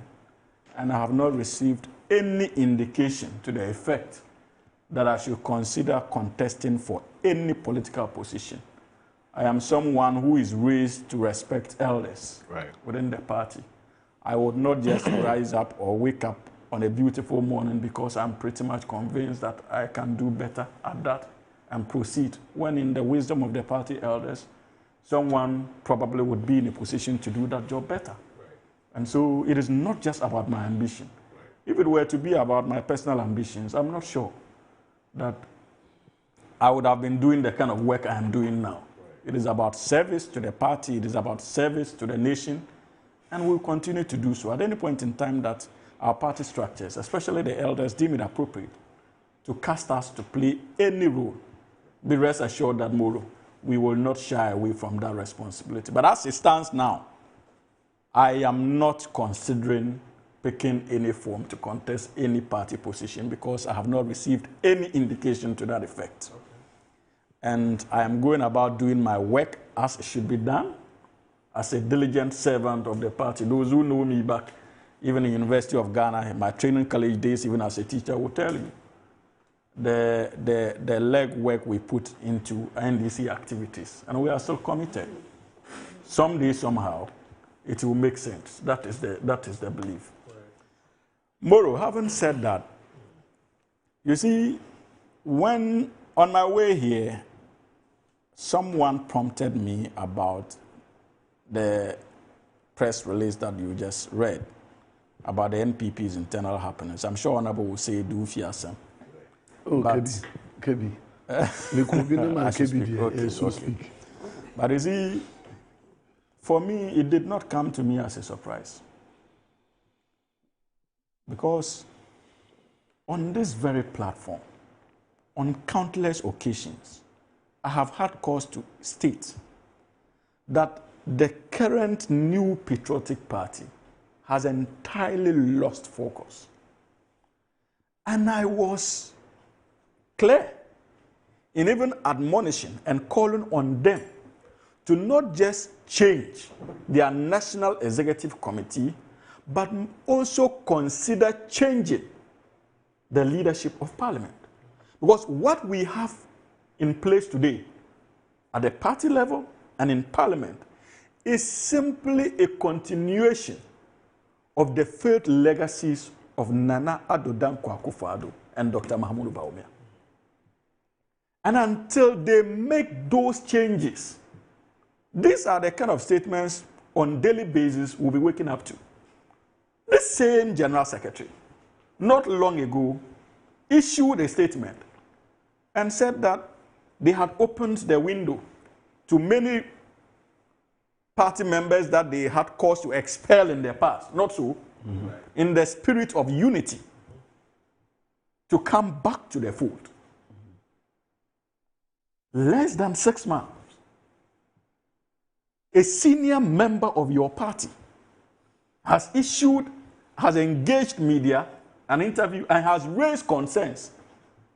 And you think that the responsible thing to do is to issue a statement telling him you are accepting his invitation to resign from the party, especially when your initial statement gave the indication that you were ready to rebuild. Any responsible leadership would have considered the possibility of going to engage him as an elder of the party, to truly appreciate his concerns and possibly consider ways of making it practicable for him to have a space to operate as far as the New Patriotic Party is concerned, but not to go on this confrontational tangent. It doesn't show leadership. And if the NPP people are listening, they must begin to take this call seriously, Honorable. Your party is not just in crisis. Your party is in a state that it will be difficult for you to get out of the woods if you do not change your party leadership and also your front bench in parliament. Look at the kind of things that comes from parliament, from the opposition side. And I'm sure many of you are embarrassed on a daily basis by that. You listen to leaders of parliament on the ticket of the MPP threatening to hold government business, not NDC business, because of concerns they have. As a member of a political party, don't you have a responsibility to protect the image of the party rather than, or instead of destroying or damaging the image of that party? I mean, when you call a party as fake, that's serious. You see, they should probably learn. And if the party decides to pick they should probably learn from the patience of the National Democratic Congress. What didn't His Excellency Jerry John Rawlings, what didn't he say about the party he himself founded? At no point did we explore that extreme possibility of sanctioning him. Why do you think that the NDC didn't do that? And not just Rawlings alone. Many other leading members who associated with him were cautious.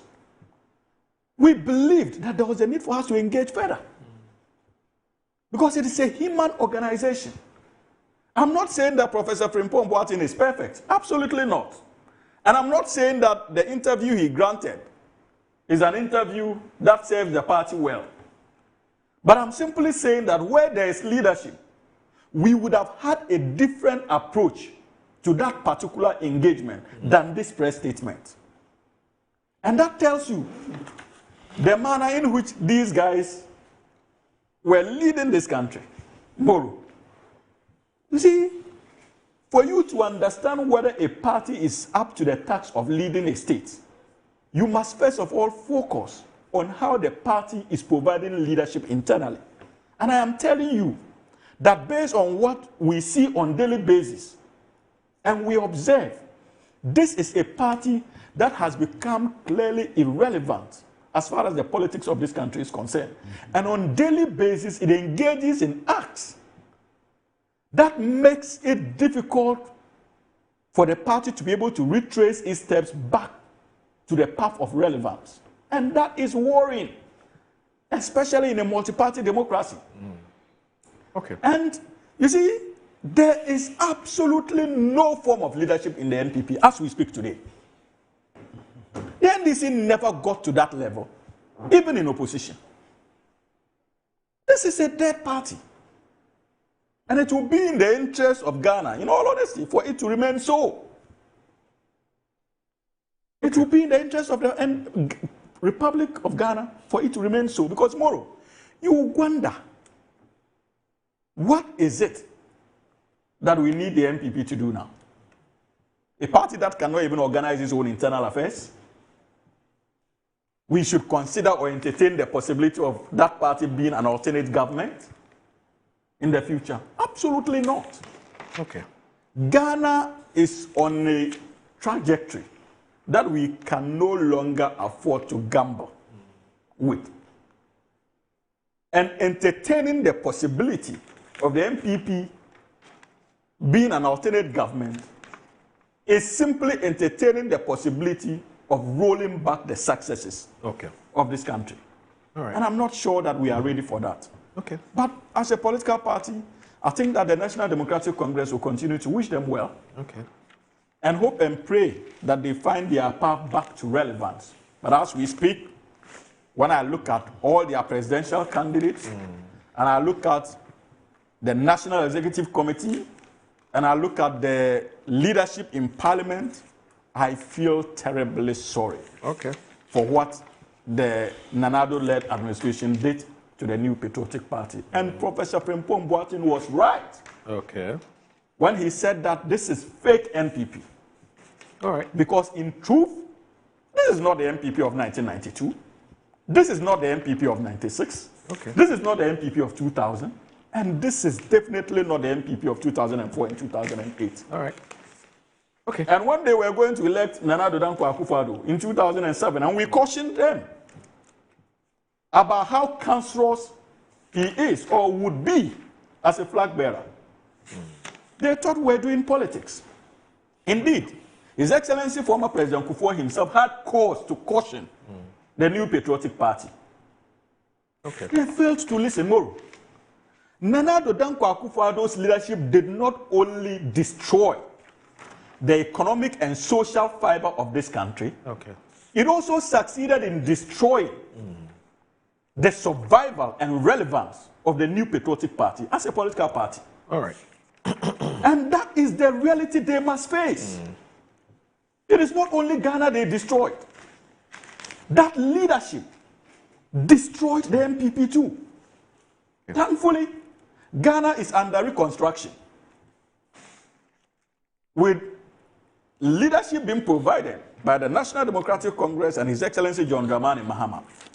Unfortunately, the NPP is still struggling to get itself out of the claws of Nana Addo Dankwa Akufo-Addo. And I mean no worse when I say that they are in this crisis. They are in this crisis because of the legacy of His Excellency Nana Addo Dankwa Akufo-Addo. And the Honorable Bua was right when he said that Nana Addo should be a reminder of how not to govern. Not just that, but what he failed to add was that Nana Addo should be an example of how not to elect a leader of a political party. Let me bring your colleague, or the Honorable Member of Parliament. Esmuru, when you get Hamza on search engine, he can literally take 1 hour and speak. He has a lot to say. And speak like this. And I reflect back and I ask myself, is this really coming from NDC? We thank God that NDC has come back to shape. And now they pride themselves in the new government and leadership and behave as if we've never seen NDC on the verge, as he is now calling NPP, collapse. They went to even worse situations and conditions. What did the founder of the party say to them? He said he built his party and people he brought on board literally wanted to push him away, take the party from his hands. The former president, may he so rest in peace, said that now the party have unleashed babies with sharp teeth to chew him. Former president of the Republic from 1981 to 2000. Babies with sharp teeth. The former first lady, she was almost beaten to form her own political party from the NDC. I have learned not to be a person of the past. And throughout my political discussion, I've avoided this tangent of always playing back and doing comparatives. But when I sit and I hear submissions from NDC and like what Hamza did, I'm compelled to make references to how Ghana has survived the times when the former president of Ghana, who formed their party and gave all of them positions, he told them He made them who they were. And they came back to hunt him out. They told us that the former president is now in bed with the NPP. They said the former first lady was in bed with the NPP because they pushed them away to survive. They believe, leading members of their party said they needed to do that so that the NDC will outlive the Jerry Rawlings legacy. So what are we hearing today? This party is governed by laws. NPP, we have our constitution. Moro, Article 3 of our constitution, Article 3D, talks about the duties of members of the party. This is a party membership you join by will. Why? When we started NPP in 1992, Professor Frimpong Boateng was not there. He joined along the way because he was a fine brain. He believed in the NPP, so he joined. And that is what Article 3 provides in our constitution. Article 3D gives us the duties of a member of the party. A member shall protect and promote the good name of the party. A member shall protect the unity of the party. A member be loyal and truthful to the party. This is the responsibility or duties of a member of the party. Professor Frimpong Manso is not a kid. Boateng is not a kid. Seasoned Ghanaian. Professor of international repute. The party gave him opportunity to serve as a minister, to add to his value. And you have an opportunity to engage media. If you have an issue, you were telling us that we should call him. When he had issues, did he engage the party? This thing he's telling the media today, has he sought audience with the party as an elderly statesman to engage the party that, see, where we are going is not looking too good. So look at it this way, look at it, and then if the leadership refuse to listen or pay heed, then when you have the opportunity to come to the meeting, you tell us that you have sought audience, you've engaged, you've advised, but even then, when you are spewing words, you become guided and mindful. Can you, Hamza, sit here and say that NDC is a fake political party? I will never say that. You never say. You want us to countenance it. Because that's not how my party trained me. But people with sharp teeth have ever existed before you. They said worse things. That the NDC is useless? Oh, you go back to history. Oh, no, refresh my memory. I will not refresh you. Go back your memory lane. Then you have an opportunity for an engagement.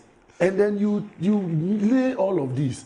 So because of unity and oneness, we should allow this party to be thrown to the wolves and the dogs. I don't know. I'm not part of the National Executive Council. I'm not part of the day-to-day run of the party that engaged to come to this conclusion. But the party's constitution provides a provision for expulsion. G. A member may be expelled from the party on grounds of misconduct in accordance with the provisions of this constitution, and upon which expulsion shall cease to be such expulsion shall cease to be a member. So the party is triggering its own internal processes of dealing with such conduct, because you call some conduct cancerous. Some people's conduct too may be cancerous to the development of the party. This party was not built on the whims and caprices of individuals. Okay, tell me, Honorable, how do you convince anybody that the good old professor's pronouncement constitutes a case of misconduct or borders of misconduct? Because what is the context for the conversation? The context for that conversation was about his dealings with the party. He talks about the fact that no, he's not been that active in the party as he used to be in the past. Mm-hmm. Because the party has changed. Mm-hmm. He says the party he joined as Professor Frimpong Boateng, it's not the same party that exists today. Now, if, just like you were telling Hamza earlier, that, hey, me and you know for, you know, when then this was in opposition, essentially telling Hamza that Hamza has changed, and now he has to counter to say, I haven't changed, I'm the same Hamza. Of course, you didn't go beyond that to say he's a fake Hamza, you know. Except that Professor Frimpong Boateng goes beyond just saying that the party has changed to say now what the MPP that exists today is fake. Now, don't you think that the context in which he said what he said would matter in analyzing whatever, in analyzing his statement? And perhaps somebody making the argument that it's just a matter of expressing opinion that, look, I joined something yesterday, it was blue, but now I can't tell if indeed it's the same color. And I'm using this figuratively. I get you. Something has changed. No, Muru. You know, why is that safe? The political party is a living organism. Yes. It may change for good, it may change for bad. Yeah. And it takes people to transform and bring it to the level you want to see it. Right.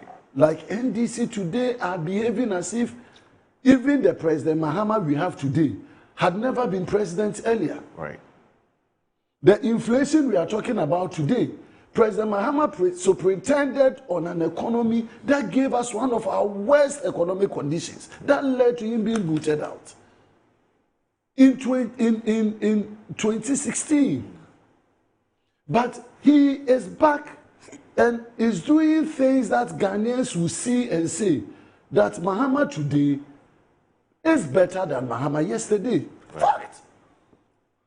So when you have an opportunity, why? When people are even talking about some of the ills of the MPP, don't they mention Frimpong Boateng as an example?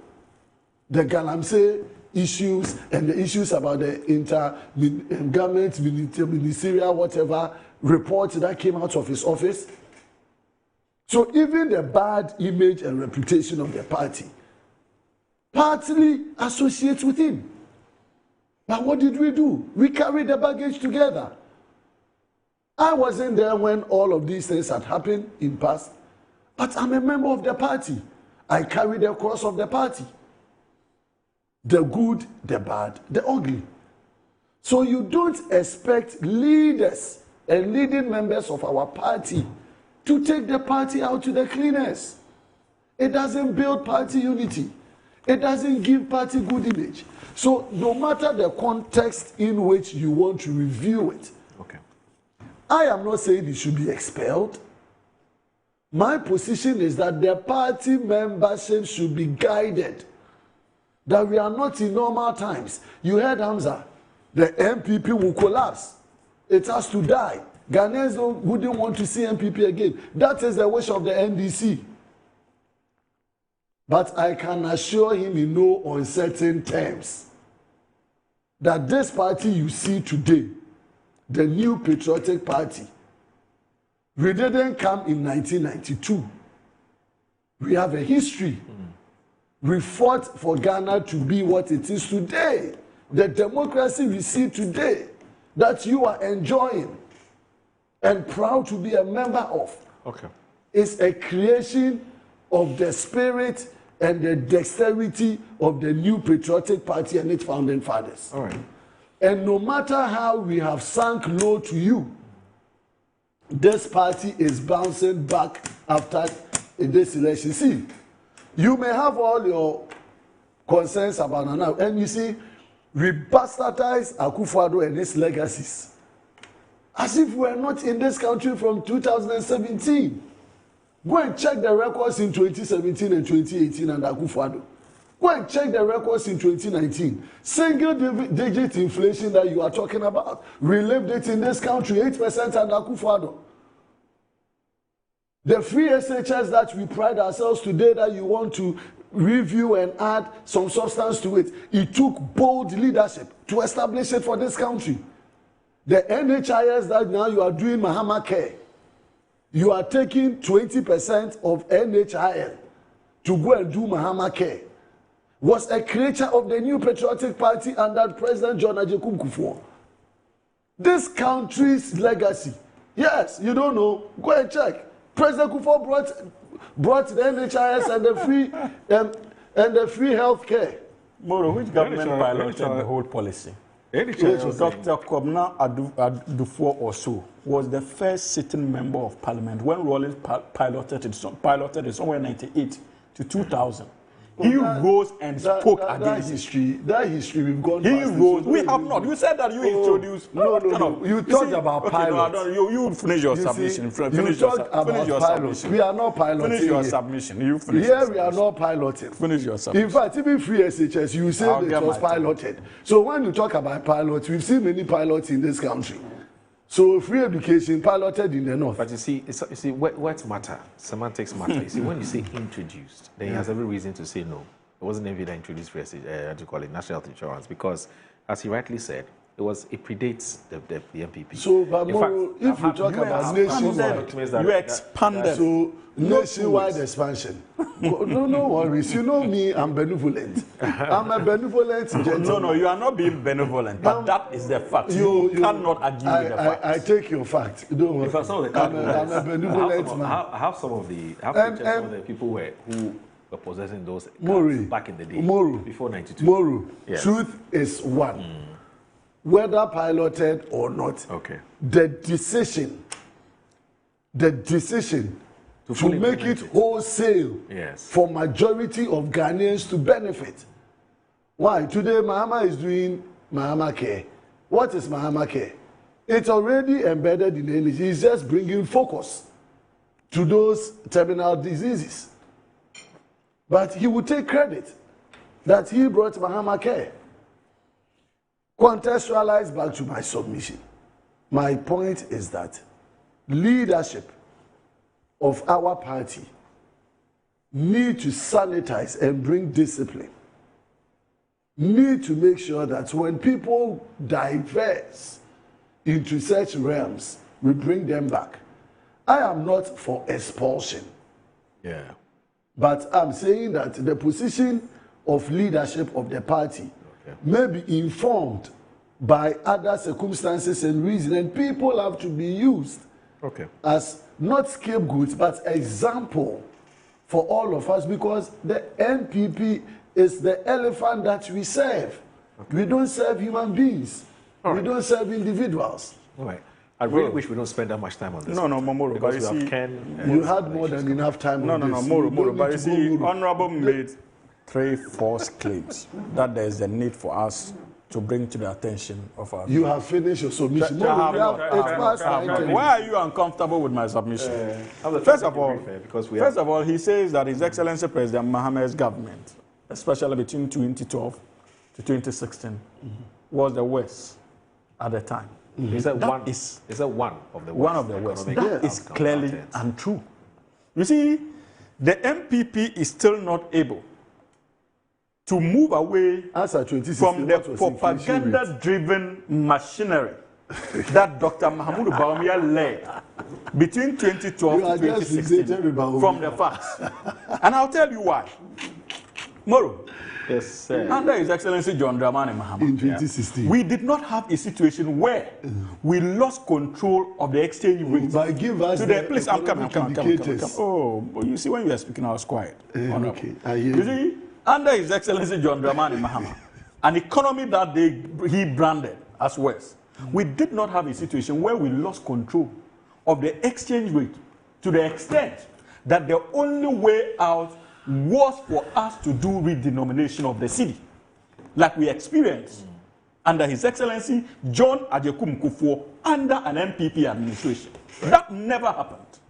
Under His Excellency John Dramani Mahama, when he was confronted with the unfortunate blow, or is it effects of lack of years of investments in our energy sector, and he had to deal with them, so he did not assemble pastors to go to Akosombo to pray for a miracle.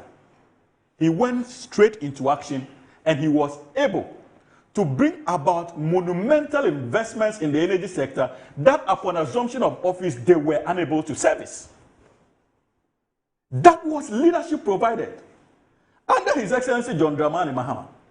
You remember the massive investments, even in the face of economic challenges, that this nation witnessed in health and educational infrastructure, unprecedented under the Fourth Republic. Under His Excellency John Dramani Mahama, transparency was one of the cardinal principles between 2012 to 2016. Journalists in this country were able to do their work of holding government officials accountable without any fear or favor. Something unique happened within that period.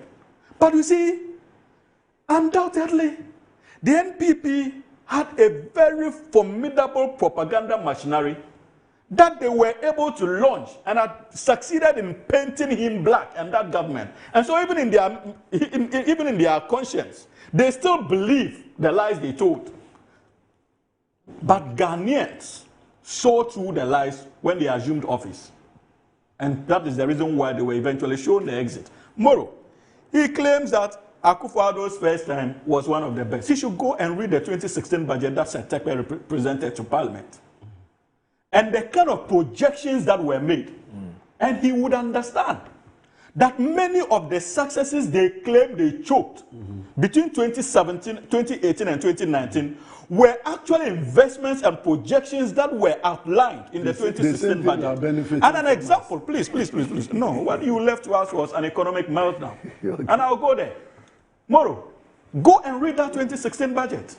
Even in terms of cocoa yields, we were expecting. Do you think that these guys, with the kind of economic situation they painted under His Excellency John Dramani Mahama's first term, do you think that in the first year they would have found the resources to be able to implement free senior high school if the economy was actually that dry? Moro, let us be honest. It is because even when they assumed office, they were amazed that an economy that they had spoken down on was still able to live in excess of $250 million even in our sinking fund for them to be able to retire government debts. President Akufo did not do that. Nana Addo Dankwa Akufo-Addo did not do that in 2024. And so, look, when it comes to President Mahama's competence and his economic handle from 2012 to 2016, the NPP should be ashamed to even attempt a comparison of their 8 years with that 4-year period, even in the midst of economic challenges. And he talks about the democracy today being the brainchild of the New Patriotic Party. Honorable. Like, seriously.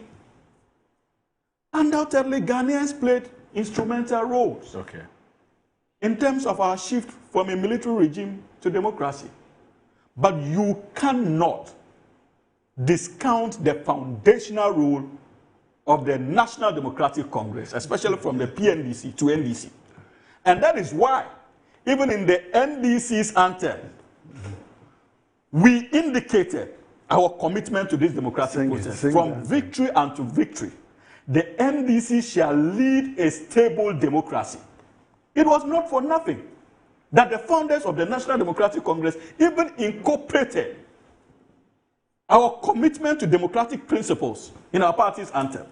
And so they are always late when it comes to service to this country. I can understand the frustration of the NPP and the attempt to compare their failures with imagined failures of the National Democratic Congress. But more one thing is certain.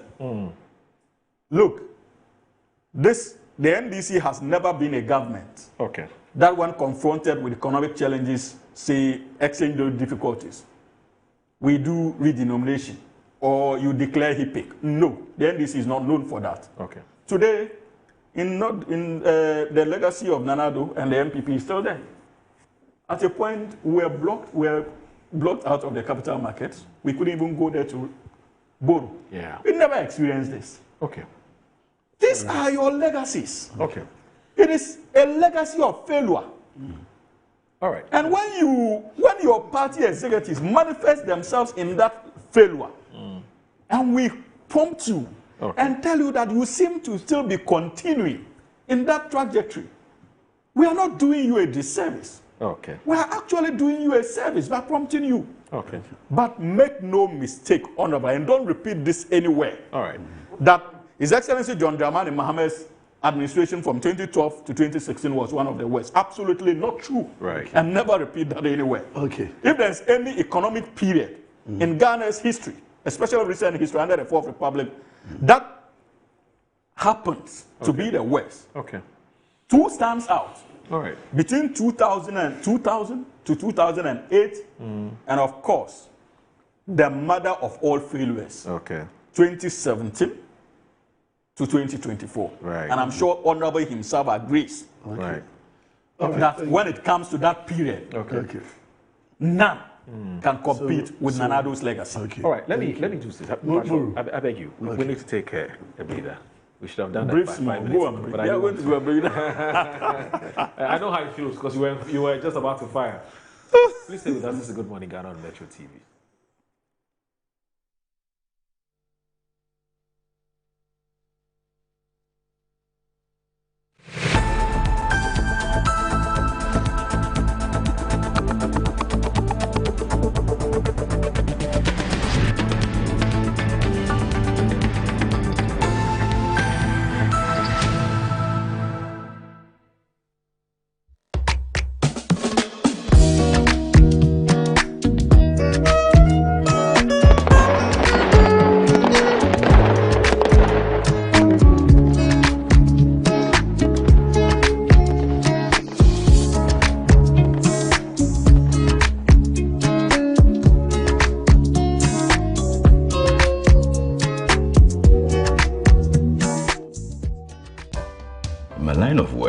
Confident smile is everything. Kel Charcoal toothpaste keeps me on top of my game and ensures my smile is always radiant and bright.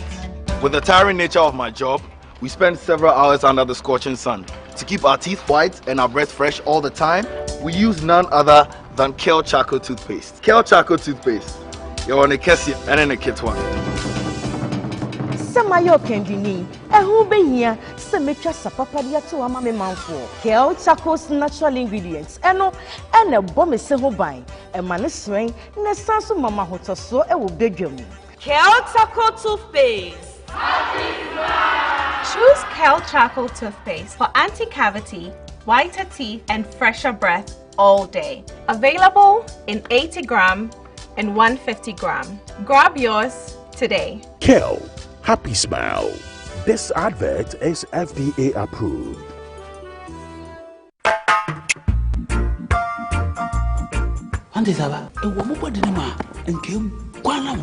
Oh, Jose, and I made the Asamesio. Can any pan, Nasana, Mishiana, what de me? A drain I did in Quano, Kingdom Garlic Bitters. No, more benefiting. Me benefiting wine. Also, got told dear. Abrewa, the smile, our brand. Mishuve, one antique crana wabre. No Kingdom Garlic Bitters and any capsules. Nanya Wadia Brebia. Kingdom Garlic Bitters and the capsules. Assembly and you. A devil when I'm when I say, send your name, wife, company, one personal. Kingdom Ginseng Power Capsules and tea. Say, see, I'm password. Kingdom Ginseng Power Capsules. A many genius some dear befi, Abrebia. Obebia o de poor hauno. Edroba Kupa we hear tremendous capsules. Tremendous capsules, SSC Uma we obesima. Edro you benya bi obebi ayeton robia. Kingdom Herbal, no challenger. Wabedum tamaso. Hey, J. Watch it, na learning. Missy, watch and learn. Makwaya mabesisia. Abozing. Akache say no ya konate and the more drink woman. Hey. But I didn't mean. Oh, sorry. She knew her old days. Eddie, Dabio, baby womb. Ready? Hey, baby womb. Ah, Eddie. I'll cause some discomfort. Ah. Sorry, well, uncle, where would I die? Why your funeral? Say a Pesori insecticide GB at a user. Ko pharmacy na shop biamu na mum say a pharmacy supermarket and a shop ra na repedudu etu akotonwa ono fra Royal Dutch and Aerofield Trading efi spray wo dan wa. Start your kids' day the right way, filled with confidence to take on any challenge. Pepsodent Kids contains the right amount of fluoride and sugar acid protection to care for their developing gums and teeth. grab either orange or strawberry so they brush with the sweet flavor they love morning and evening. Pepsodent Kids, giving your children a bright smile for a brighter future. Healthy soil is where every great harvest begins. At ACAP, we turn waste into wealth, producing rich organic compost made right here in Ghana for our farmers and our future. Whether you are planting small or big, ACAP compost improves your soil, boosts your yields, and saves you money. Even in your own home garden, give your soil life naturally. ACAP compost, from waste to wealth.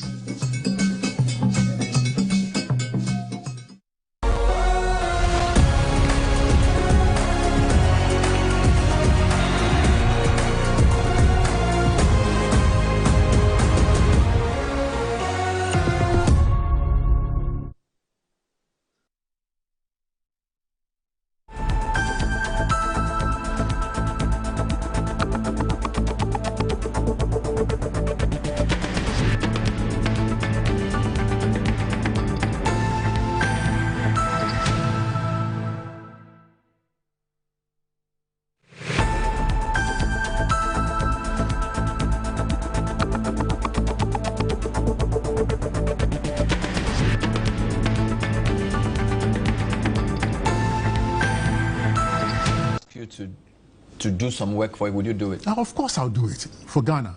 And I've been doing that all the time. Do you still consider yourself a member of the MPP?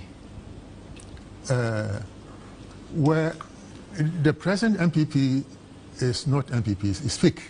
What? Yeah. What I see now, it is not the MPP I used to know. But the question still stands. Do you still consider yourself a member of the MPP? Not the fake one. So which one is the real one? The real one is there. It's a virtual thing, and the members are there in the background. You think that...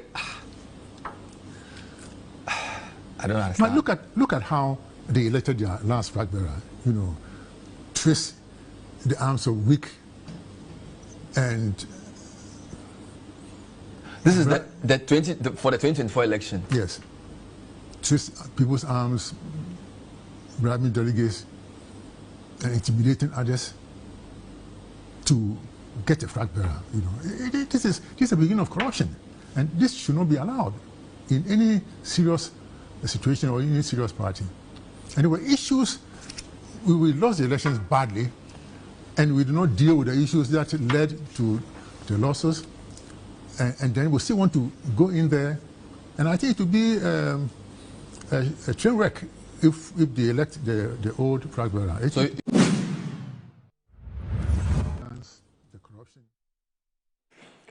Well, this is not the fake Good Morning Ghana. This one is original Good Morning Ghana TV. Yes, Good Morning Ghana on Metro Television. It's not fake at all. My name is Audu Moro, and I'm here with my guests, my able and very, very fantastic guests. Hamza Suhini is his name. He's a private legal practitioner and also a member of the NDC's communications team. And also here with Isaac Nyako Boama, or Boama Nyako, who is the Honorable Member of Parliament for the people of the Efia constituency. So we're talking about Professor Frimpong Boateng's vituperations, so to speak, and or if you like, matters arising. Honorable. Yes, just 2 minutes. I will not take much like Hamza did. Because I want us to go to Washington, D.C. You know, you have a visa. Records, records are records. Okay. And it's important we situate them. Okay. Whether we like it or not. That is the record. That is the history. That is the past information. 2016, as of December, these are the macro indicators of this country. I'll just read it for him and he can go and check again. Real GDP growth. The economy grew by approximately 3.4% in 2016, a decline from previous years. Initial forecasts earlier in the year had projected growth of around 5.8%. Currency. The country faced a depreciating and volatile cedi exchange rate. Interest rate. Commercial bank lending rate, not Abochi. Commercial bank lending rates were notably high, ranging between 29.56 and 42.24 by December 2026, with the Bank of Ghana policy rate at 25.5%. Moro, this is December 2026 record of the NDC. Please. Okay. So we have made progress as a country. I don't want to bore you again and go back to the 2018-20. When I speak, I don't speak out of nothing. No problem. So Mahama 1 didn't lose by 500,000 because somebody created a caricature and put it on the president. Ghanaians lived it. We saw the doomsday and Ghanaians felt it. Okay. So if today you have rebranded and come and you are doing inflation rate of so and so and the rest, praise the Lord. Okay. But you have a history to end it. All I'm saying is that our Professor Frimpong Boateng has been referred. Initiations has taken place. I'm pleading with the New Patriotic Party that this is all we have. This is a party that some one way or the other. What hurts is when the person has even been a beneficiary of the party and we speak this way to Ghanaians. It doesn't make the party attractive. So we all owe it to the party to speak good of the party, deal with our problems and challenges inherent, and then once we conclude that, we repackage our party, come back stronger to contest the NDC and take over the reins of this country 2028. I think you will. Okay. All right. All right. So let's catch a flight to Washington D.C. I don't get to respond, but I'll find a way of coming No, back. don't do that. To correct. He will come back again. You've done tweets, so I think it's okay. Let's. I'll still find a way. Otherwise, you know him. He won't let you make your comments and go scot-free. Anyway, so I want us to catch a flight to Washington D.C. in the United States of America. Our former finance minister, you may disagree with him, but he's Ghanaian, and as we speak, he's done about 7 days or so in a detention center by the, I don't want to say kind courtesy, but the courtesy ICE. Not ICE block. I've heard some people, social media is very funny. I say, Ken is what, and I'm icing. No, it's ICE is what?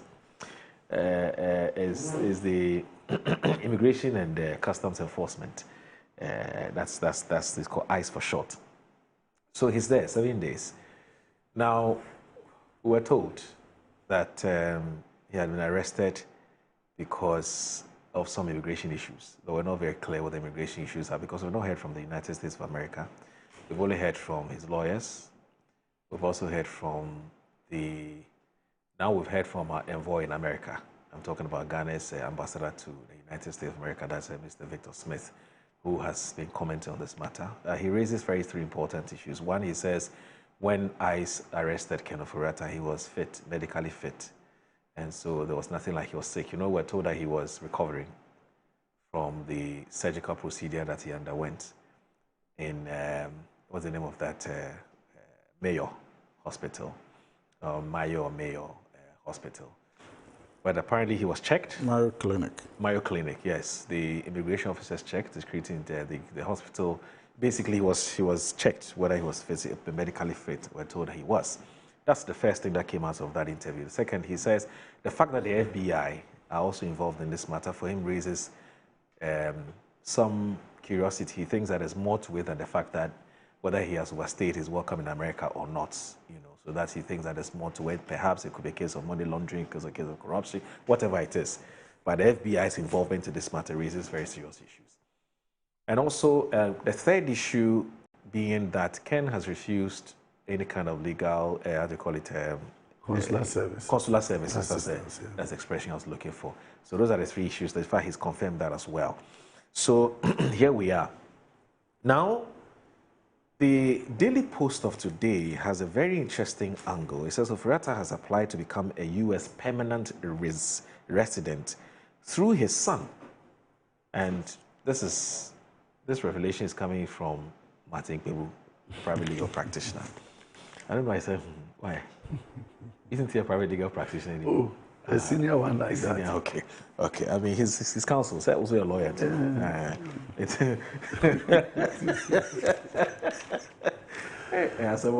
Anyway, so let me read this one.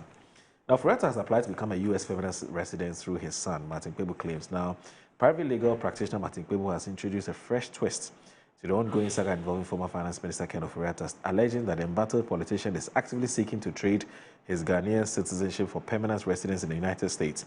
Mr. Kpebu's claims come as Mr. Ofori-Atta remains in the custody of U.S. Immigration and Customs Enforcement at the Caroline Detention Facility in Virginia. Now, while Mr. Ofori-Atta's lawyers have attributed his Tuesday, January 6 detention to a procedural adjustment of status, Mr. Kpebu asserts that this is a calculated attempt to secure a permanent haven. Now, this is his theory to what is happening. To secure a permanent haven and complicate his extradition to face multiple corruption charges in Accra. Speaking in an interview on TV3, Mr. Kpebu notes that the technical language used by Mr. Ofori-Atta's legal firm, that's been Capremo Osebonsu, and Bruce Catling and Partners, essentially confirms his long-held suspicion. The lawyers admit that Ofori-Atta has a pending petition before the immigration authorities of the U.S. to adjust his status in the U.S.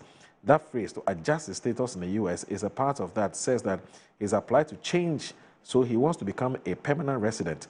That's why he has a pending petition to adjust his status, a pending petition for permanent residence. The people explained that the lawyer further revealed that the residency bid is being facilitated by Mr. Ofori-Atta's son, who holds American citizenship, a detail Mr. Kpebu says has been aware of for months despite public skepticism.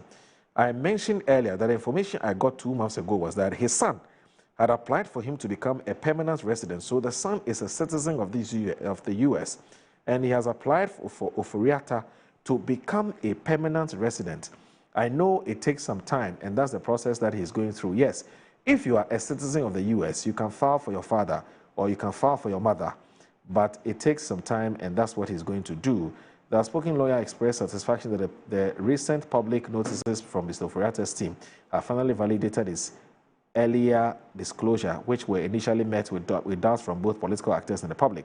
So I'm happy that you see the lawyers have corroborated it somewhat. As I said a few months ago, about 2 months ago, when I first mentioned, people were asking for my source, and even some others doubted it. But this is where I have a bit of an issue. I mean, if Ken Ofori-Atta's son has, initiated processes to get his father to naturalize and to become an American citizen, how will that work when the man is today in the grips of the immigration system? Because we do know that at least about 99.4% of persons who are arrested and detained at this center we're talking about, about 99.4% have been extradited, back to their countries. So if and the fact that this the naturalization process is going to take a bit of time. So if by the time you are done with it, your father is back in Ghana, then what have you done? Because the whole idea is to protect him from coming back to Ghana to answer some questions, by the state, isn't it? I don't know whether you get the point I'm making. Because people think that this whole thing has been cooked to buy some time for Ken Ofori-Atta. Muru, thank you. Okay. I want us to situate our conversation on fact and not conjecture. Right. Particularly with your end statement suggesting that this whole thing is being done to prevent Ken Ofori-Atta from coming to Ghana. That would be far-fetched from where I sit. Why? Because I believe with all my mind and heart that Ken Ofori-Atta will come to Ghana and answer for any queries or questions that anybody has for him. I'm of that firm belief.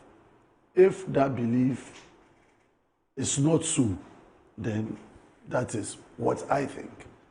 Because you see, as a country, I have said that everybody who has the opportunity to serve this country should make himself available for accountability. That is why we gave you office. You served as a minister. You serve as a deputy minister. You serve as a CEO. Whatever capacity, public capacity that the country entrusted in your hands. If there's anything the country wants you to come and answer, I don't see the reason why that person or individual shouldn't make him or herself available. So on that premise, I believe Ken Ofori-Atta would come to Ghana to answer for any question. The only thing I always normally say is that we have raised so many issues around Ken Ofori-Atta, which doesn't support the many concerns or comments that had been thrown into the public space since the beginning of 2025. Ken Ofori-Atta was initially being sought for National Cathedral investigation by OSP. We talked about SML. They talked about some PDS trial or investigation and so many others. In fact, there are many things that are not even in the public space that are connected or being connected to Ken Ofori-Atta. 1 year down the line, apart from the SML prosecution that has been initiated by the special prosecutor, what pending issue do we have in this country against Ken Ofori-Atta? In fact, the National Cathedral, that was one of the biggest campaign issues of corruption. What has been government stance? The Minister for Local Government and Religious blah blah blah had passed comment to the extent that though the cathedral money, you can't trace corruption, or there are not corruption related matters about accountability for the judicious use of national resources. And so what has been the topic about National Cathedral? Have you heard of any prosecution of National Cathedral? Dead. When you take PDS, the special prosecutor said he was investigating. I guess you're saying that all the issues that have been brought against him are empty. I'm not saying they are empty, but I'm saying that we have not been served with a lot more beyond SML. Right. Yet we have created a whole story around him. Now, why? He said he was in America for medical purposes, isn't it? Yeah. And then when he even was communicating with the special prosecutor, then where we debated and discussed it, even some timelines were given for his possible return. And then we are being told that he has been picked up by ICE and he's now medically fit. Who said he's medically fit? Victor Smith. Yes, sir. In his interaction with the ICE officials. You see, what he said. When public officers make such pronouncements, you would expect that it will be official position of the source and not by communication or conversation, because this is a big statement. I'm not saying he's not medically fit, but when a national consular, an ambassador, gives us such information, I'm tempted to believe that there's much information that supports the claim. Because you can, of course, what is medically fit? Medically fit, that is why he's in detention, isn't it? Because if they examine him and they felt like there were critical issues that cannot put him in detention, they would have referred him for medical attention. Then we talked about he declining consular services. That is his right. Of course, as a Ghanaian, the embassy will be interested in offering a service to you. It is for you to accept or reject. Now, the pending case to adjust his status. What you read was about trying to adjust his status to get permanent residence. Yes. But the story you read from Martin Pebu conflicts permanent residence with citizenship. Right. Trading Ghanaian citizenship for American permanent residence. You can't trade citizenship for permanent residence because they are two complete different status in America. Permanent residence only gives you a right to be in America for a longer period, different from normal visa. And you need to satisfy certain requirements for you to even enjoy that permanent residence. So if your son happens to be an American and they file for you for permanent residence, that doesn't change your citizenship. Okay. And so we shouldn't confuse his citizenship status as against if he intends to gain permanent residence. Because of course, if you have a visa that has a 6-month duration to stay in the country, okay, and you want to extend your stay, you have to explore all possible immigration positions that you can be, of course, that you can be entitled to. And so if he's exploiting that place, it doesn't change his status, it still makes him a Ghanaian, and you can come back and answer. Finally, so my colleague can come in. I am of the firm belief that the 20th of January, pending determination of his status, we wait for the outcome, whether he is going to be brought to Ghana by ICE or he is going to come himself. I believe that one way or the other, the former finance minister should avail himself to the good people of Ghana. Any question that anybody wants to ask him, whether under investigation or for prosecution, he should be there. Why? We've tried many people in this country. My disappointment in Hamza's government was the filing of nolle prosequi and withdrawal of cases against government officials of the NDC. When you want to approbate and reprobate, then I have a problem.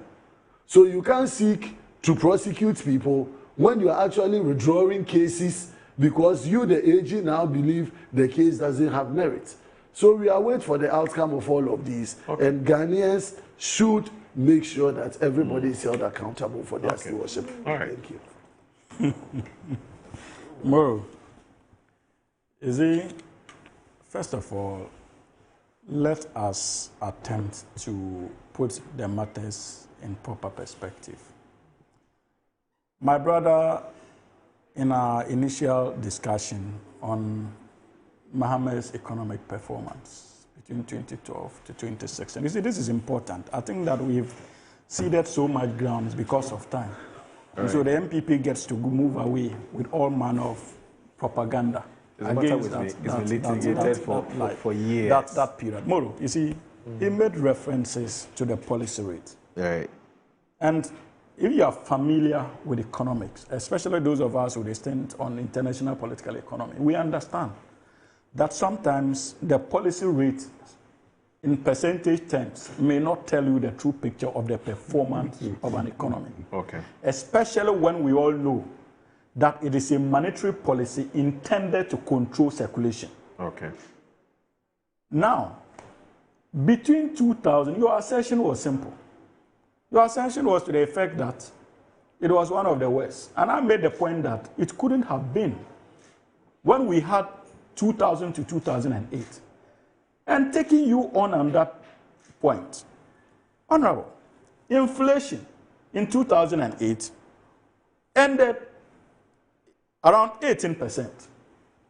In 2016, it ended around 15%. An era you painted as the most incompetent and reckless. Yet that performance was far better than what you handed over to us in 2008 and 2009, sorry. These are your figures. So it does not support that assertion. Again, Moro, the same 2008, the cedi depreciation in 2008 was about 23%. At the time we were taken over in 2009. The 2016 you made references to, the cedi depreciated by approximately 9.7% under His Excellency John Dramani Mahama. That was far better record than we had in 2008. And I made references to the policy rate because in 2016, though in terms of percentages, we're hovering around 23% or so, but that year 2016, it was reduced by 50 basis points. That tells a certain story that even your economic messiah, in quotes, failed to point out. But in 2008, when you were handing over to us, It rose by 75 basis points, your monetary policy. So you cannot use these statistics and say that the period between 2012 to 2016 was one of the worst, when we had 2004 to 2008, under your leadership as a party. So that is why I made the point that you should never say it anywhere. It was your propaganda. It was formulated by you people. Now to the substantive issue of Ken. When my brother was speaking, I was laughing.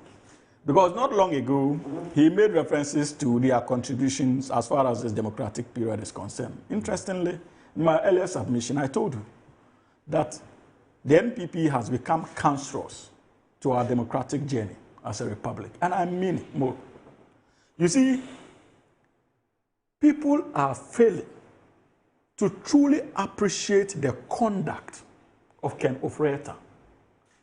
It is not just a debt on the politics of the NPP.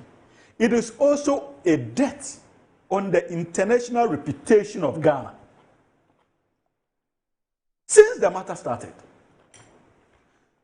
before Ken Ofori-Atta, Ghana was being celebrated globally as a formidable example of democratic governance.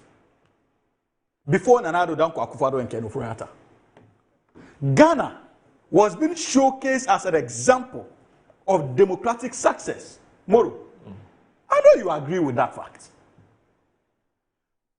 When these two gentlemen took over the leadership of our country, in less than no time,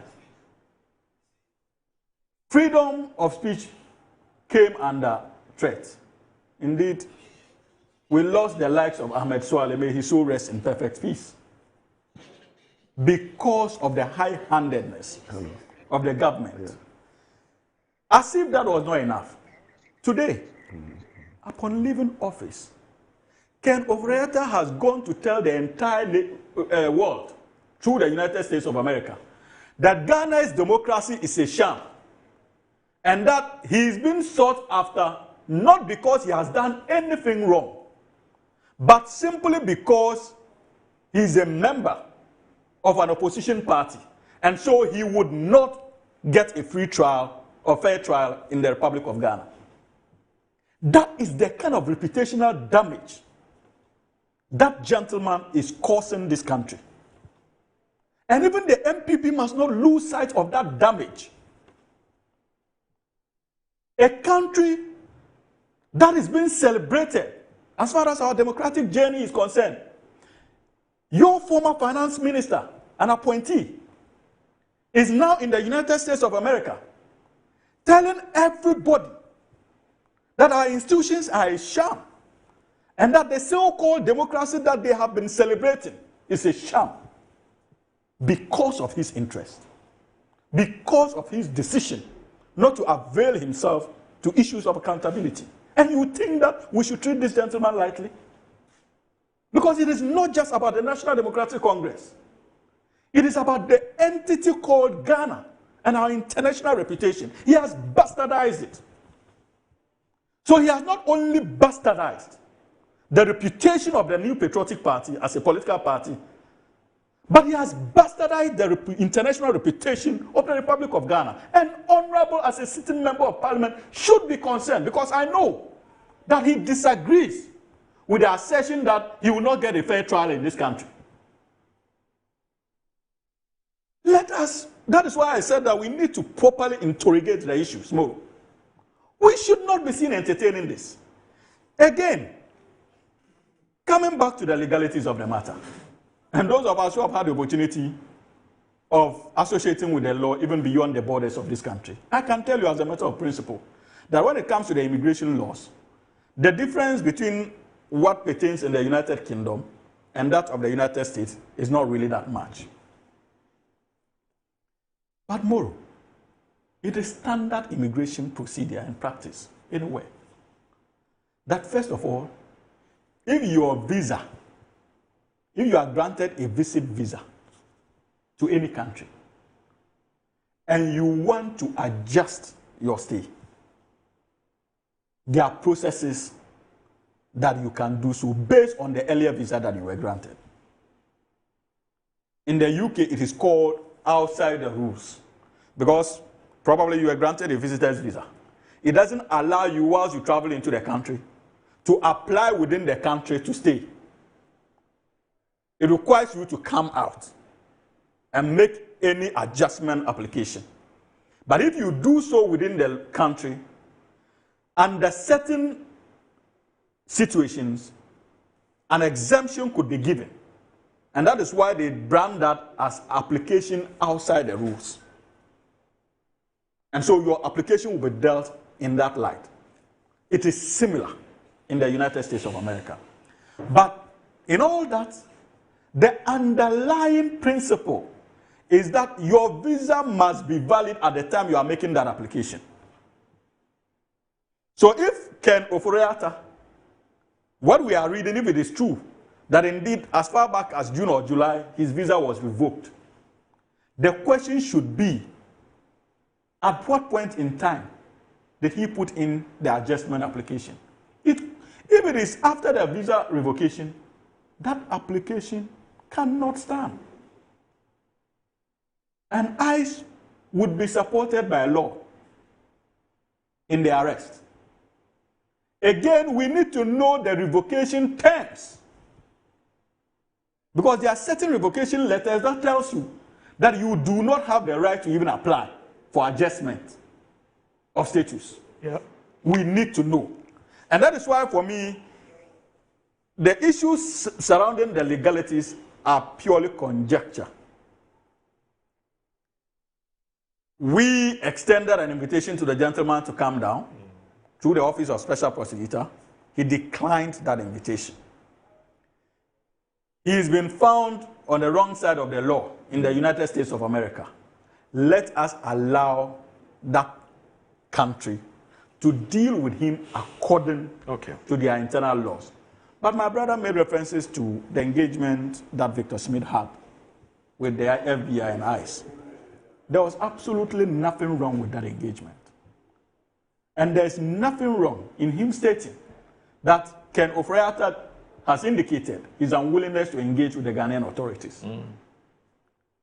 And that communication, whether you like it or not, my brother, that is official. Because he was speaking in his official capacity as ambassador to the United States of America. That is Ghana's official representative in that country. And so all his engagements, as far as this matter is concerned, is official in nature. All right. And we need to appreciate that. Okay. And so, Moro, as for Ken Ofori-Atta, look, we were clear from day one that the references to medical grounds was simply a ruse intended to avoid accountability issues. Okay. But many of his colleagues are on daily basis being taken through our state institutions on issues of accountability. Okay. Is he in any way better than them? Have you forgotten the havoc this man subjected people to as finance minister? Many people lost their lives because of his reckless revocation of banks' licenses. Okay. On purely political and business motivated terms. All right. And today you are being called upon to answer. And all of a sudden, the country whose laws you used to render many of your business competitors useless, and in most cases, that led to the loss of their lives, that country has suddenly become a country that is devoid of laws, and that will not treat you fairly when you subject yourself to the processes or our internal processes. That is clearly unfair. Let's wait. And I expect January 20. the likes of His Excellency Nana Addo Dankwa Akufo-Addo, if he feels in the slightest any passion for this country, and that of His Excellency John Agyekum Kufuor, to make public their stance on this matter by demanding his immediate return to the Republic of Ghana.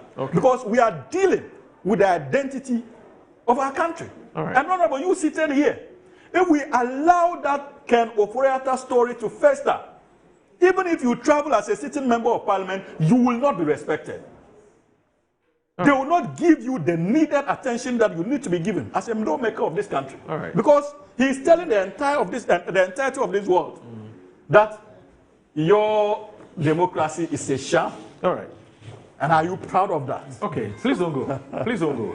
Don't go because you, as I said, you have started a fight that you would have to. You have to continue. Which fight is that? Yes, you said Ghana School is the best senior high school in Ghana. We'll see. Who is saying what? There are other schools that are coming. That's another way. Before they join us, let's just do this quickly. So Dennis Glass has kindly asked the MPP MP why the minority caucus in Parliament or the MP party has not organized a press conference or demonstration against ICE for the Rambo-style arrest of Ken. That's Dennis Glass, General Manager, Media Tech Africa. This one here from Manche Bruce II. Now, Manche Bruce II says that Moro Frimpong Boateng is the real fake. His son, Jojo Frimpong Boateng, was a Galamsey kingpin in the Western North regions during his tenure as Minister for Environment. Everybody in the Western region knows this.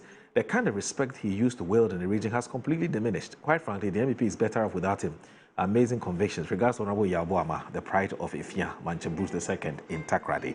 And let me end with Alhaji Hamza from Pig Farm. Now, Alhaji Hamza from Pig Farm says this one. He says, good morning.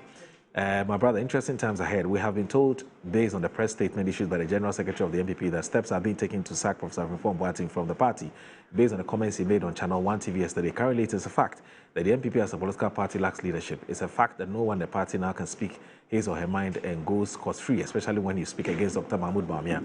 Abronia is still in the party, and no one dares touch him because he belongs to the camp of Dr. Mahmoud Bawumia. Samuel Brand Boabeng says that I do not blame. Oh, okay. Says Moro. Kwabena Frimpong Boateng as a health professional was excellent, but as a politician, he was terribly dangerous, pretentious, and corrupt. He is masqueraded as a saint. He and his son Jojo were neck deep in the Galamsey, yet he wrote a skewed report to destroy people who stood up against the dubious dealings, and he has the audacity to speak out against others and the same party he used to enrich himself. I do not blame him alone, but also I blame President Akufo-Addo for giving positions to food and drinks couples and allowing some of them to remain in government for 8 years. Even though their performance was subpar, the MPP will not be down forever, and those ungrateful souls and their abetting progeny will be put to shame. Victor Smith cannot be trusted. Chairman Rawlings, I will treat his statement with the contempt that it deserves. Now, I'll end with this one. I'll beg my next guest who are here. I need to read this one. That's from Kojochu Boafo. Now, Kojochu Boafo says that hey, if I said Afidie, we bastardize Akufo-Addo. Did the Bawumia not disavow Akufo-Addo's government to campaign as flag bearer in the immediate past elections? Did he not say he was just an aplanque in the last administration? Have his acolytes, including the Honorable Ajasafo, not gone on and on about how it was someone else's fault, despite the fact that he was the head of the economic management team? And should we just listen to what Kennedy Japan says about Bawumia and talk about his false pilots? The MVP was the cornerstone of our democracy. Please ask the Honorable MP why the Danko Abuzia usurpers boycotted the Constituent Assembly, and also ask him who were the first coup makers in this country. Then ask him who went to the Queen dressed in tailcoats to ask the British government not to give us independence. And then finally, Prince Henry from Koforidua says, for the MPP, nothing of this government will be okay with them. But the fact is that most Ghanaians are happy and will continue to support President John Dramani Mahama to deliver. MPP is still arrogant in opposition, and this will keep them longer in opposition. God bless our homeland, Ghana. Happy, awesome birthday to Chairman William Fodjo of the Eastern Region NPA. All right, I told you that once Hamza and the Honorable MP have decided to boast that when it comes to homecoming, I'm talking about school homecoming, and when it comes to the best schools in Ghana, senior high schools, is their school. And that's Ghana School and Adisado College. You should expect many more people to react, and the reaction has been massive. I'll tell you how the reaction has been so far. You watch this.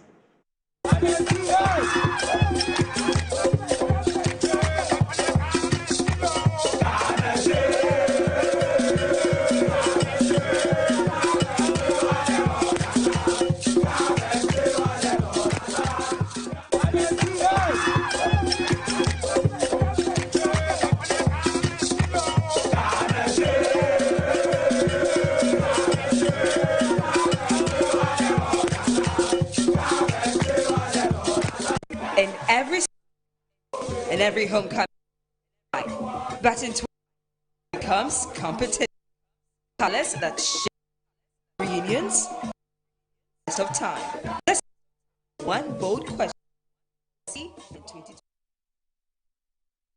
So this morning, as I did indicate at the beginning of the show, that we're going to unveil something which has never happened in this country before, is the school's homecoming. We're launching it today. It's a thrilling national celebration of school pride, tradition, and legacy. It's a bold, nostalgic, high-energy competition, and it's designed to determine which school truly owns the legacy in 2025. So throughout the year, judges will assess schools based on their 2025 homecoming celebrations with close attention to standout convoys, creative design and regalia, and the energy, organization, overall impact of the back to school homecoming event. Every detail will count.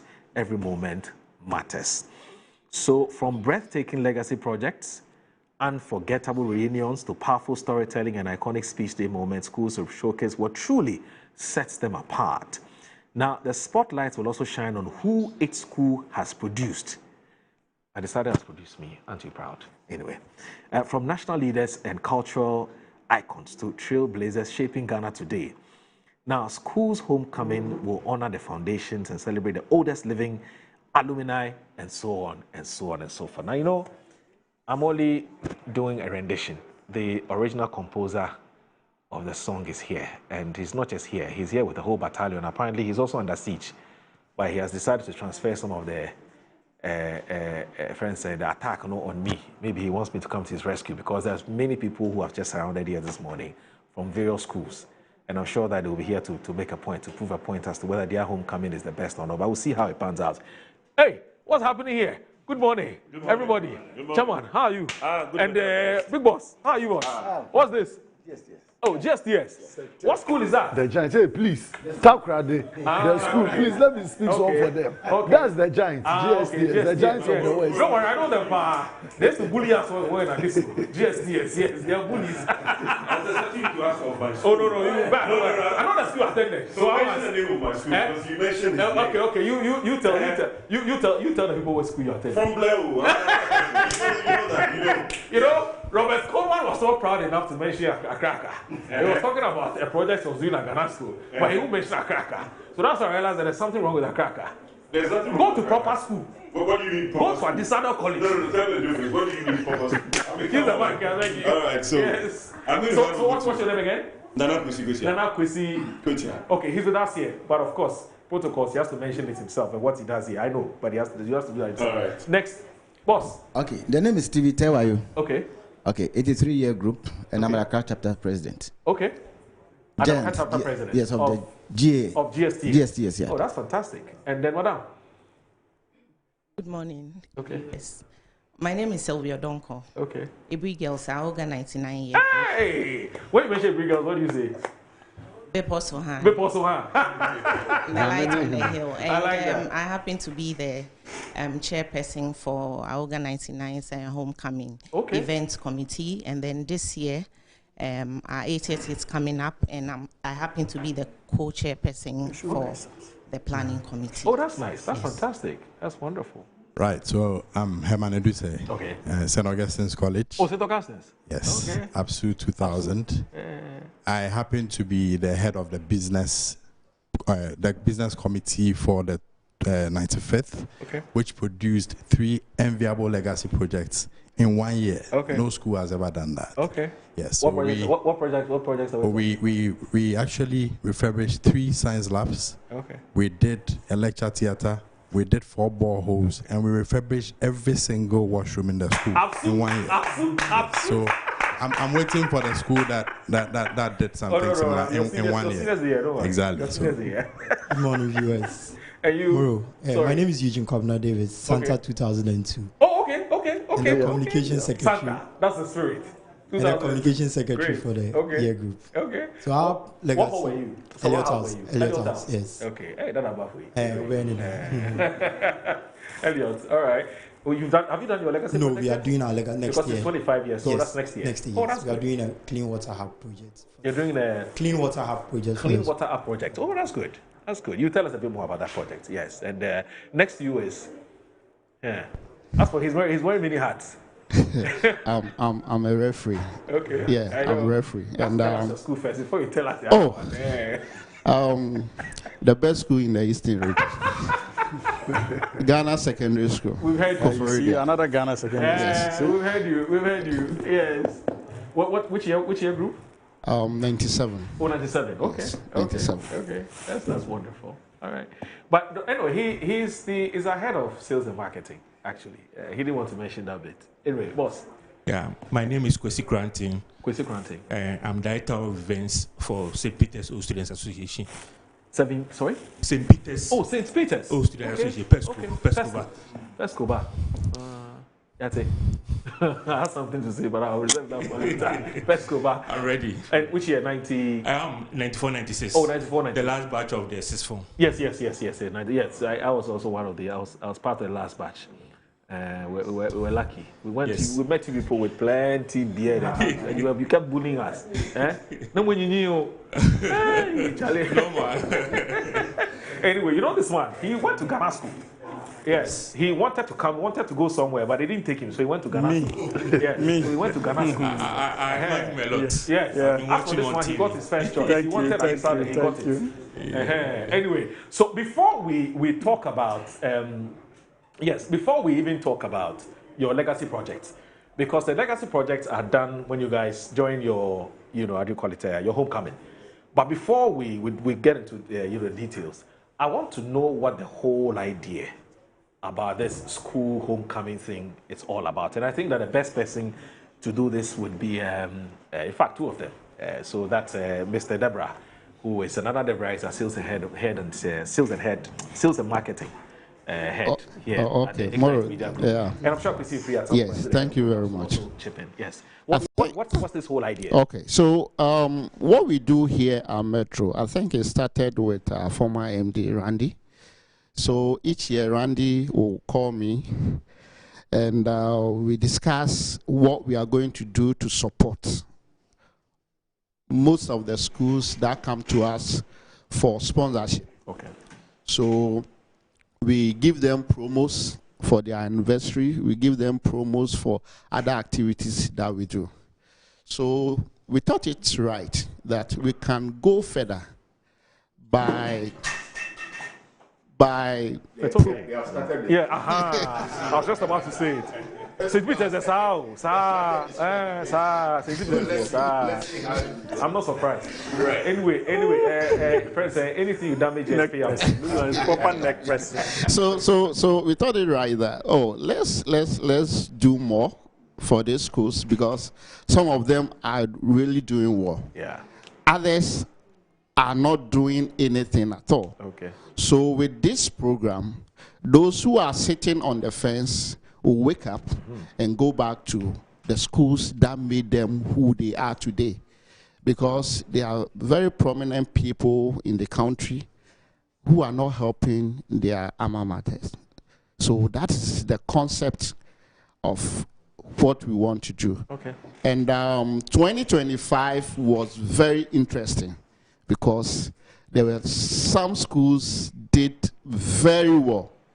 And we thought it right, starting from 2025, getting their videos, their content of their legacy projects, their speech day, their cultural activities, their dinner dance, so that a team of judges will come out to announce who organized the best homecoming in 2025. Okay. And we at Metro, we've also decided to devote a 1 million worth of airtime to promote that school for a whole year. Not only that, we are also going to help with 100 bags of cement for the legacy project that they want to do in 2026. And other more that we want to do. But I'll share it and let Kwesi. But of course, that 100 bags of cement will be for people who want to put up a structure. So because in the case of St. Augustine's, for instance, they had to paint, they did some renovation, so they may not need, so schools that may not need this 100 bags of cement, what else do you have for them? I think we want to encourage everybody to have something that is permanent. Okay. You see, so something that is permanent. $100 of cement there, it is. Now, if you don't want to put up something, then you can't come for it. But if you want to put up something, but there are others that we are going to do. Paint definitely will come with the cement. Okay. Yes. Okay. All right. So I thought that they were going to clap for Metro TV for bringing out this program first of all. So for us as an entity, there are two. In fact, my very good friend, Honorable, who didn't go to a very good school, but came to University of Ghana, the Primus Inter Pares. You see, I was trying to make him a JCR president, but he still owes me. You wanted to make him a JCR president? Ask him, I was going to make him a JCR. He still owes me. He was my he wants to mock me. JCR president candidacy at Sabaho, and we failed woefully. All the ladies were following us, and we still. But we were the favorites anyway. We had Elvis and Padu and all of that team. But here at Metro TV, it's exciting for us because it's a two-pronged approach. And from the programming perspective, we are looking at two things. First of all, the impact that old students from the secondary schools have on their students back in the schools. We talk about the kind of students that are being churned out today, the kind of young people, the kind of orientation, the kind of training, how lecture is being done. Today there is AI and everything. So what kind of impact? And so we as an advocacy platform are using this to get the old students, those who are well-to-do, those who have gone through the school, we talk about our time in the day, to go back and impact their schools through the legacy project, through the actions, through the convoys, and then you see how the per-seconds, you've been talking about at Disco, you've been talking about my school, Lucas, how we use a convoy when we go back, how we get involved with the students. So ours is to make sure that you do it and do it well. How are you doing it? So we are providing the platform, as Chief said, that we want to make sure you, through one means or the other, and with an interest in the platform that we are providing as Metro TV, get to impact your school through the entertainment. So how exciting is it? How your dressings were, how your convoys were looking like, apart from the legacy project and so on and so forth. And so we are providing that. And then here at Metro TV, to be involved in what you're doing. So we are giving you the platform, showcase it. It begins with what happened last year, which is 2025. So first of all, we are going to review all the homecomings that occurred in 2025. So if you didn't do it, that's your loss. You've missed out. So we are going to do that and reward them. And lots of partners, even with just the flyers, have started coming on board. And that's how come we did the announcement we did, because those ones are a given. Now that we are breaking communication today, so today is the official day of announcement to anybody at all who is watching us and from wherever you're watching us from. This is a platform we are giving all senior high schools, old students, associations in the country. If you haven't done anything at all, please make sure that from this day, as we provide this platform, you'll use this opportunity to register yourself. It's also about the publicity. There are lots of schools who get the opportunity to do the Brilliant Science and Maths Quiz, now the National Science and Maths Quiz. They don't get to be heard anywhere. My school, Lucas, we are in National Science and Maths Quiz. When it comes to sports in the Ashanti region, you can't compare. I mean, for football, for tennis, for anything at all. And so as I stand here, I'm an athlete. I play tennis, I play football, I do everything possible. It's the school I've gone through, you know. So this is a platform we are giving everybody. Mine is only to do the announcement that we are breaking communication today, and the rest of the time is for our guests who are here to showcase you what they have. And that's how it's going to be for the rest of the period. And so maybe I can give the mic to Nana. Yes. Do that. I also noticed, in fact, in the communications, you talk about celebrating the oldest living alumni, legendary year groups and institutions that have consistently defined excellence across, generations. You talk about the fact that this is where history meets competition. I mean, why have you found it necessary to celebrate and honor some of these old? Oh, it's a very important. Like again, we're talking about the impact, and you see, His Excellency the President John Dramani Mahama went back to his school recently, and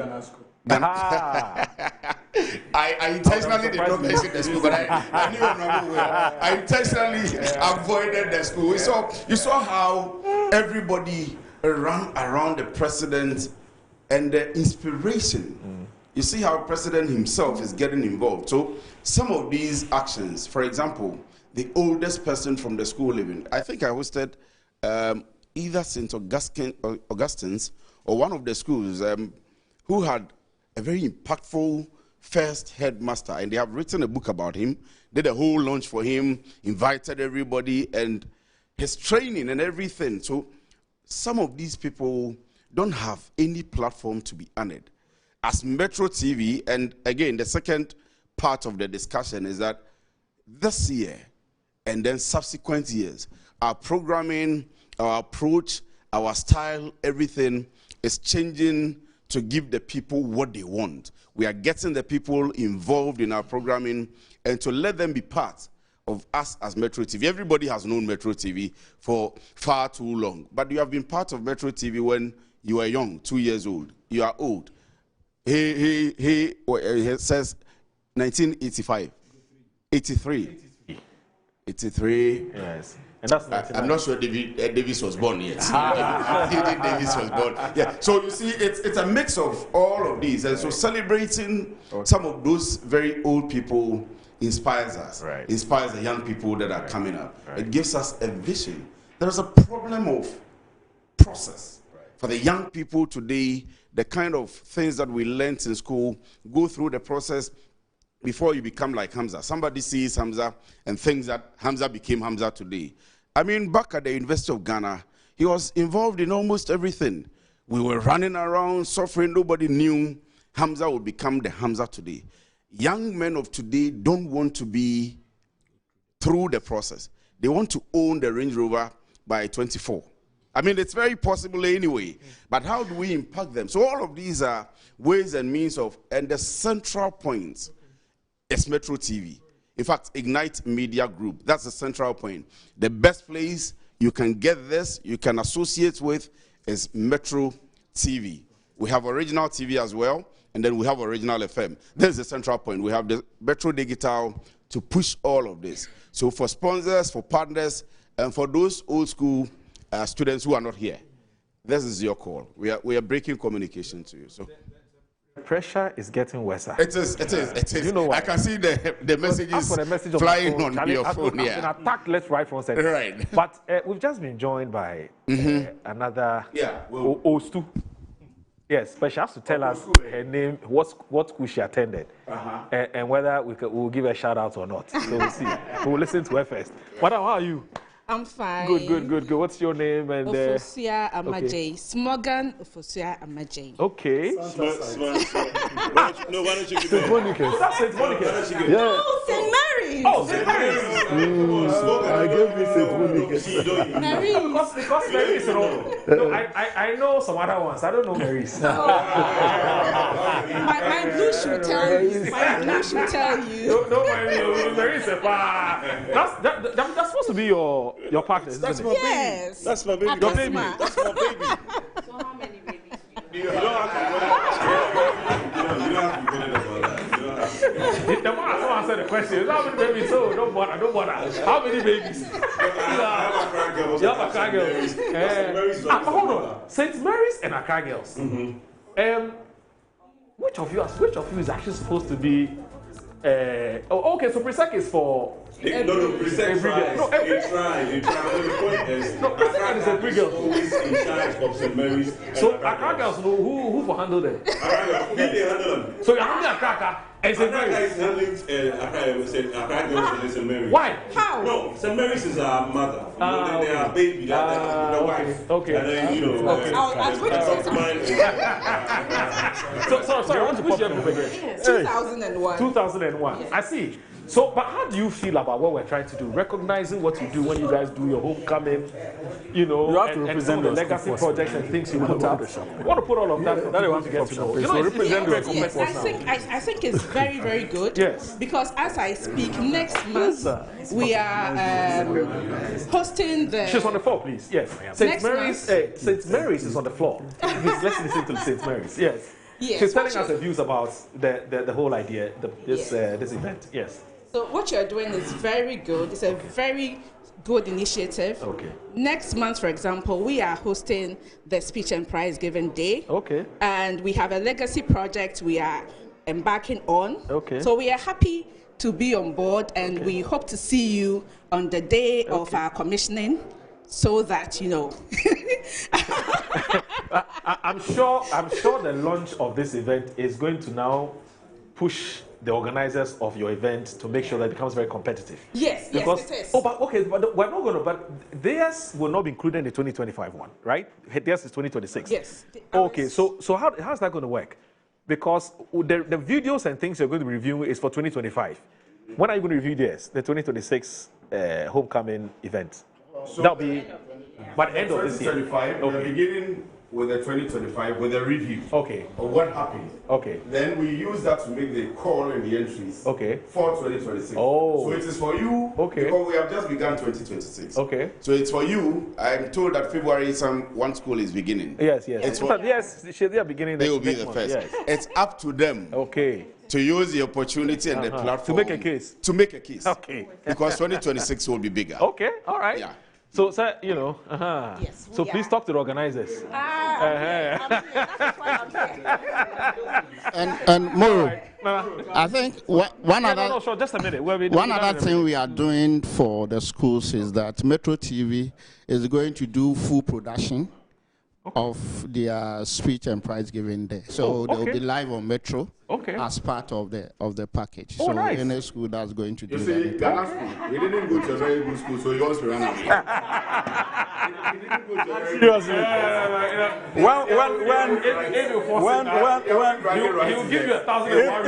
If we decide this minute, that every Ghanaian should go to the room and sleep, we have the executive authority to do so. We can declare a curfew as we see today. There's only one school that can do that, and that is Ghana School. Power Suite.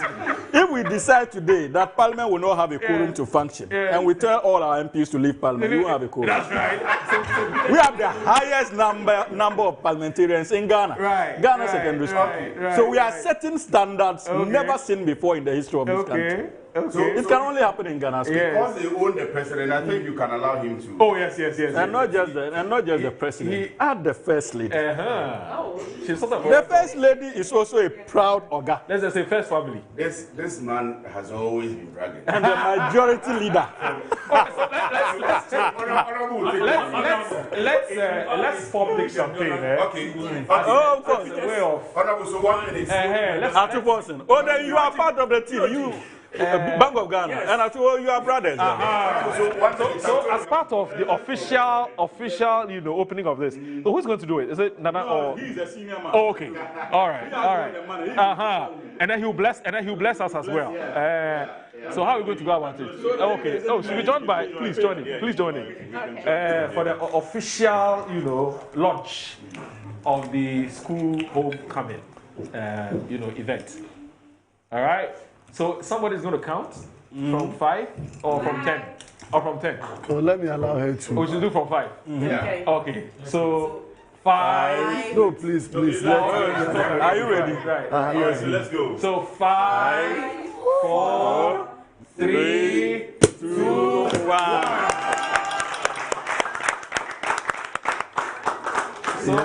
So we're going to formally declare the school reunion, the school homecoming officially launched. Thank you very much. Thank you guys. Thank you so very much. As of now, we speak of us. Thank you so very much. Everybody will speak just about 30 we're done. Oh, there's something I wanted to say. What they go on?